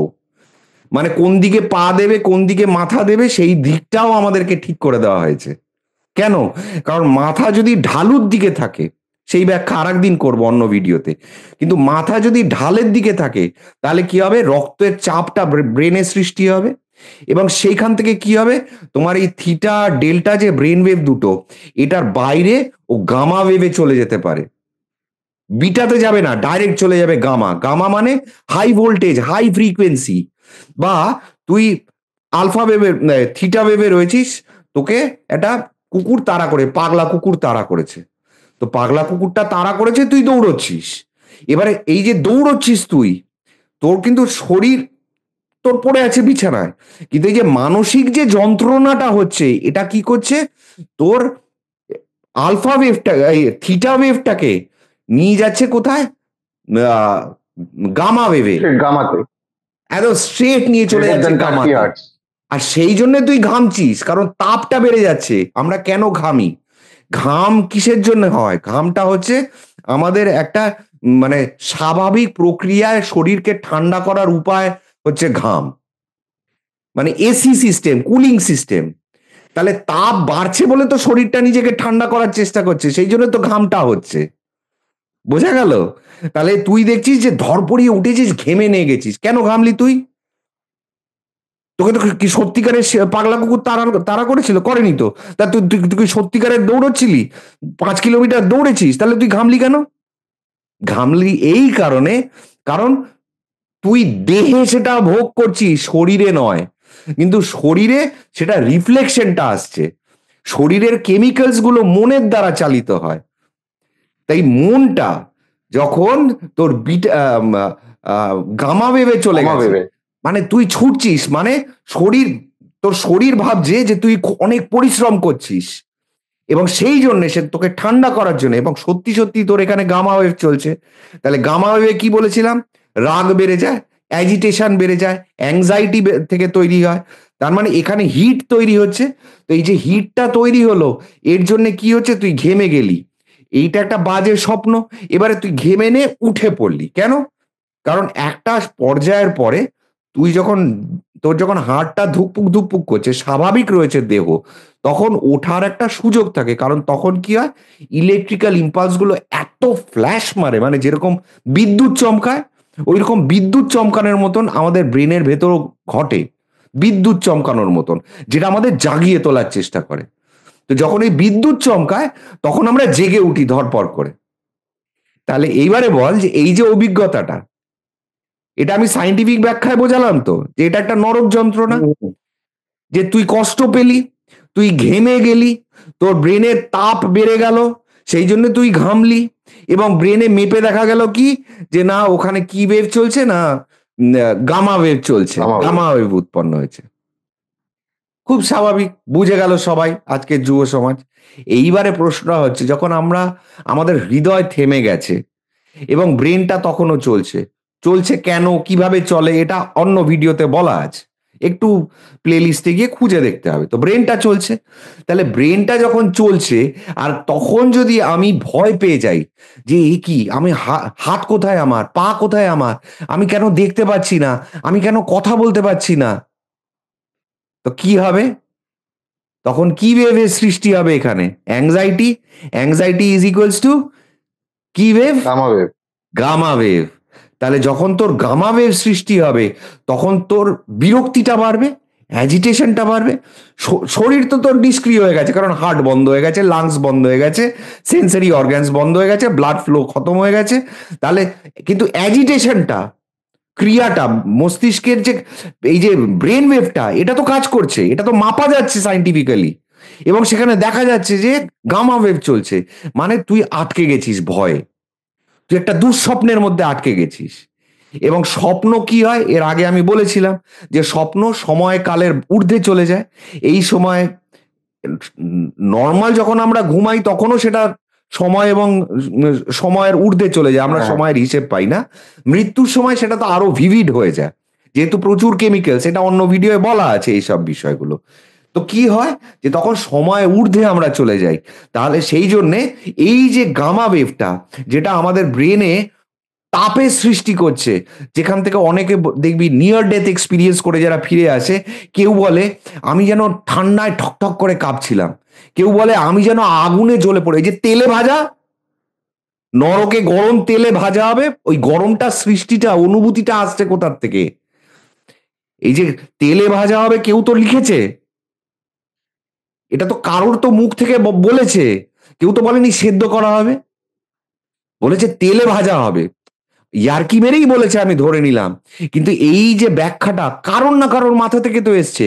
সে কিন্তু ওই স্টেটটা নিয়ার ডেথ এক্সপিরিয়েন্স করে এসছে, এবং সে কিন্তু সেই ভয়টা অনুভব করে এসছে। ভয়টা কোথা থেকে? ভয় বল বা যন্ত্রণা বল বা আটকে যাওয়া বল, এই গামা ওয়েভে। তো সেইটা হলো নরক যন্ত্রণা, যেটা অনন্তকাল ধরে চলতে পারে, যতক্ষণ না ব্রেনটা সম্পূর্ণ পচে যাচ্ছে, বা যেটাকে ড্যামেজ আমরা আড়া হচ্ছে। করতে বলছি প্রলয়, মহাপ্রলয়, সব শেষ হয়ে যায়। তো ব্রেনটা সম্পূর্ণ পচে যখন যাচ্ছে, বা আমরা যদি ভূত জগতের কথা বলি, পৃথিবী সম্পূর্ণরূপে যখন ধ্বংস হয়ে যাচ্ছে, তাকে বলি আমরা মহাপ্রলয়। তো ঠিক সেই রকম ভাবে যখন ব্রেনটা সম্পূর্ণ ডিকেড হয়ে যাচ্ছে, পচে যাচ্ছে, তাকে বলছি আমরা মহাপ্রলয়। শিব কোথায় থাকে? মাথায়। ব্রহ্মা থাকে নিচে, মানে নাভি থেকে নিচে, বিষ্ণু থেকে নাভি থেকে কণ্ঠে, এবং তার উপরে হচ্ছে শিবের বাস। শিব কি করে? শিব হচ্ছে ওই তাণ্ডব আর তোর ধ্বংস, ঠিক আছে? তো এই যে ধ্বংসটা হচ্ছে, ধ্বংস মানে কি? মহাপ্রলয়। তো প্রলয়টা হচ্ছে ব্রেনে। এবার যতক্ষণ না ডিকে হচ্ছে ততক্ষণ আমরা নরক ভোগ করছি। এই যে নরকটা ভোগ করছি, তাহলে যারা যুক্তিবাদী তাদেরকে আমি এটুকুই বলার চেষ্টা করছি যে আমি কিভাবে প্রমাণ করলাম যে নরক এক্সিস্ট করে। যখন একটা মানুষ ঘুমিয়ে ঘুমিয়ে দুঃস্বপ্ন দেখছে, ঘেমে যাচ্ছে, এবং তার ব্রেনকে যখন সায়েন্টিস্টরা ইইজি মেশিনের দ্বারা মাপছে এবং দেখছে যে সেখানে গামা ওয়েভ চলছে, ঠিক আছে? তাহলে গামা ওয়েভ চলছে এবং তার সিমটম গুলো দেখলো, যে সে উত্তেজনা, তার বুক ধরপড় ধরপড় করছে, সে ঘেমে গেছে, সে হাঁপাচ্ছে, সে ভয় পেয়ে গেছে, ঠিক আছে? এই হলো সিমটম। এটা নিশ্চয়ই মধুর সিমটম নয়। মধুর কি? এটা কি ভালো লাগা? না দাদা। ভালো লাগা নয় তো, খারাপ লাগা।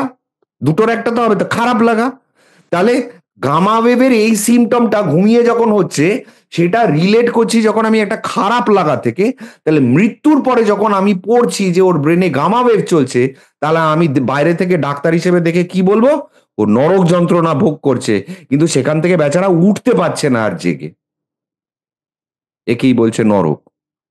আর স্বর্গ কাকে বলছে? যখন সে থিটা আর আলফার মধ্যে আছে। থিটা আর আলফা মানে, সে বলে এই হাত নেই, পা নেই, মানে হৃদয় থেমে গেছে, আর জেগে ওঠা মানে শরীরের মৃত্যু হয়ে গেছে, দেহটা মরেনি, মানে ব্রেনটা চলছে। এইবারে সে বুঝলো, এই আমার হাত কোথায়, ধরতে পারছি না কেন, দেখতে পাচ্ছি না, বলতে পারছি না। ও তাহলে কি আমি শেষ? এটাই কি আমার শেষ হলো? ঠিক আছে, হয়েছে হয়েছে, বেশ হয়েছে। রাম রাম রাম রাম আমি বসে গেলাম, আমার আর কিছু জানার দরকার নেই।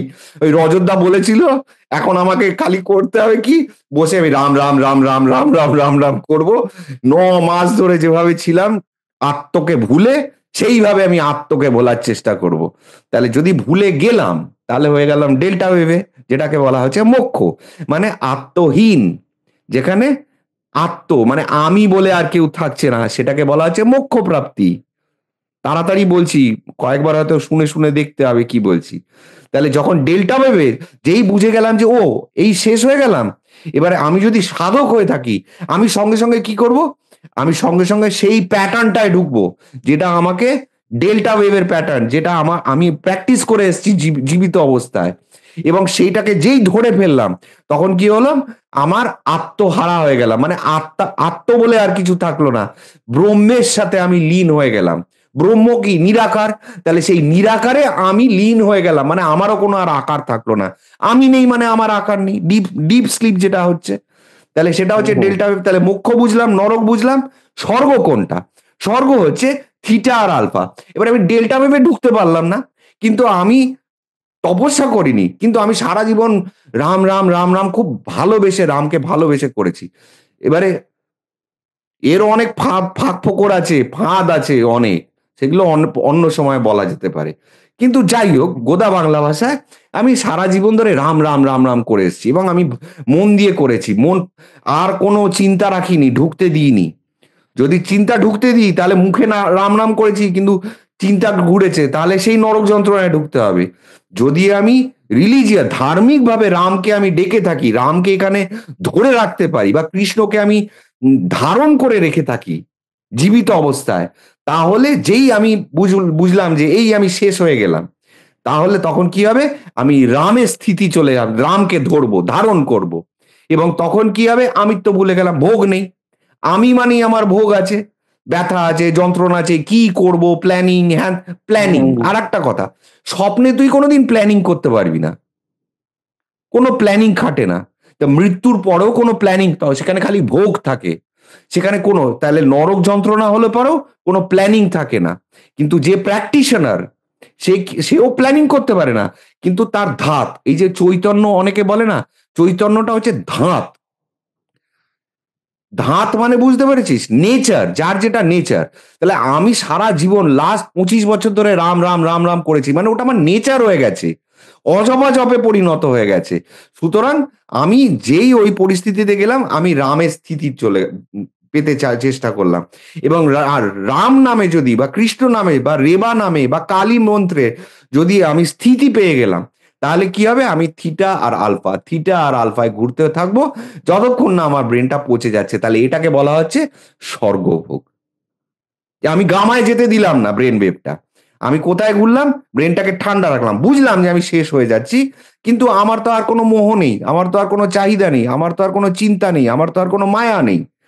আমি জানি যে এখন আমার আর কিছুই কোনোটাতেই কিন্তু কোনো লাভ হবে না। যেটা লাভ হবে সেটা হচ্ছে ওই যে বলে না, পারের করি সেই রাম নাম। তো রাম বা রেবা নাম, আমার যেরকম আমার কাছে রেবা খুব প্রিয়, রামও খুব প্রিয়। তাহলে ওই রেবা পার করাবে, তো এই রেবাতে স্থিতি আনবে। বা ওং যাদের কাছে প্রিয়, ওং তো, ওং এর ওপরে আর কিছু হয় না, তাহলে ওং ধরবে, এবং সে ওই আলফা আর থিটায় এটা ঘুরবে, এবং সে সেইখান থেকে স্বর্গ। তাহলে ঘন্টা বুঝলাম, মন্ত্র বুঝলাম, পূর্বজন্ম পূর্বজন্ম, বুঝলাম, আহ স্বর্গ স্বর্গ বুঝলাম, নরক, নরক বুঝলাম, মোক্ষ বুঝলাম, মোক্ষ বুঝি। এবং সব বুঝলাম ব্রেনকে পড়ে, আমাদের ব্রেন ওয়েভ কে পড়ে আমরা বুঝতে চেষ্টা করলাম যে একটা মানুষের কোন পর্যায়ে সে কি অনুভব করছে, সেটাকে কি করে পাল্টানো যায়, সেটাতে কি করে স্থায়িত্ব আনা যায়, সেইখানেই ঘন্টার মাহাত্ম্য, সেখানেই মন্ত্রের মাহাত্ম্য। এই তো গল্প। তাহলে কোনো কিছু বাদ গেলাম কিনা একবার বল। ভিডিওটা জানি আমি পুনর্জন্ম, পুনর্জন্ম কি এখানে আছে? পুনর্জন্ম হচ্ছে এইটাই, যে যখন আমাদের হৃদয়টা থেমে যাচ্ছে, তখন কি হচ্ছে, মানে আত্মার শরীর, নতুন, শরীর ছেড়ে যখন দেহতে যাচ্ছে আর কি। হ্যাঁ, যখন শরীরহীন সত্তাটা বেঁচে থাকছে। এই যেরকম আমরা যখন জেগে ঘুমোচ্ছি, তখন কি হচ্ছে, আমরা শরীরহীন আমাদের একটা সত্তা স্বপ্ন দেখছে। তো শরীর তো স্বপ্ন দেখছে না, কিন্তু আমি দেখছি। তার মানে কি, শরীরহীন আমার একটা সত্তা, মানে আমার দেহ ঘুমিয়ে ঘুমিয়ে স্বপ্নটা দেখছে। শরীর দেখছে না, কিন্তু শরীর তো শুয়ে পড়ে আছে, বুঝতে পেরেছি, বুঝতে পেরেছি। তাই না? তাহলে শরীরের মধ্যে যে আমার সত্তাটা, আমিত্বটা, সেটাকে বলা হচ্ছে দেহ। সেই দেহটা ভোগ করছে স্বপ্নে, ভালো হোক মন্দ হোক সেটাকে ভোগ করছে।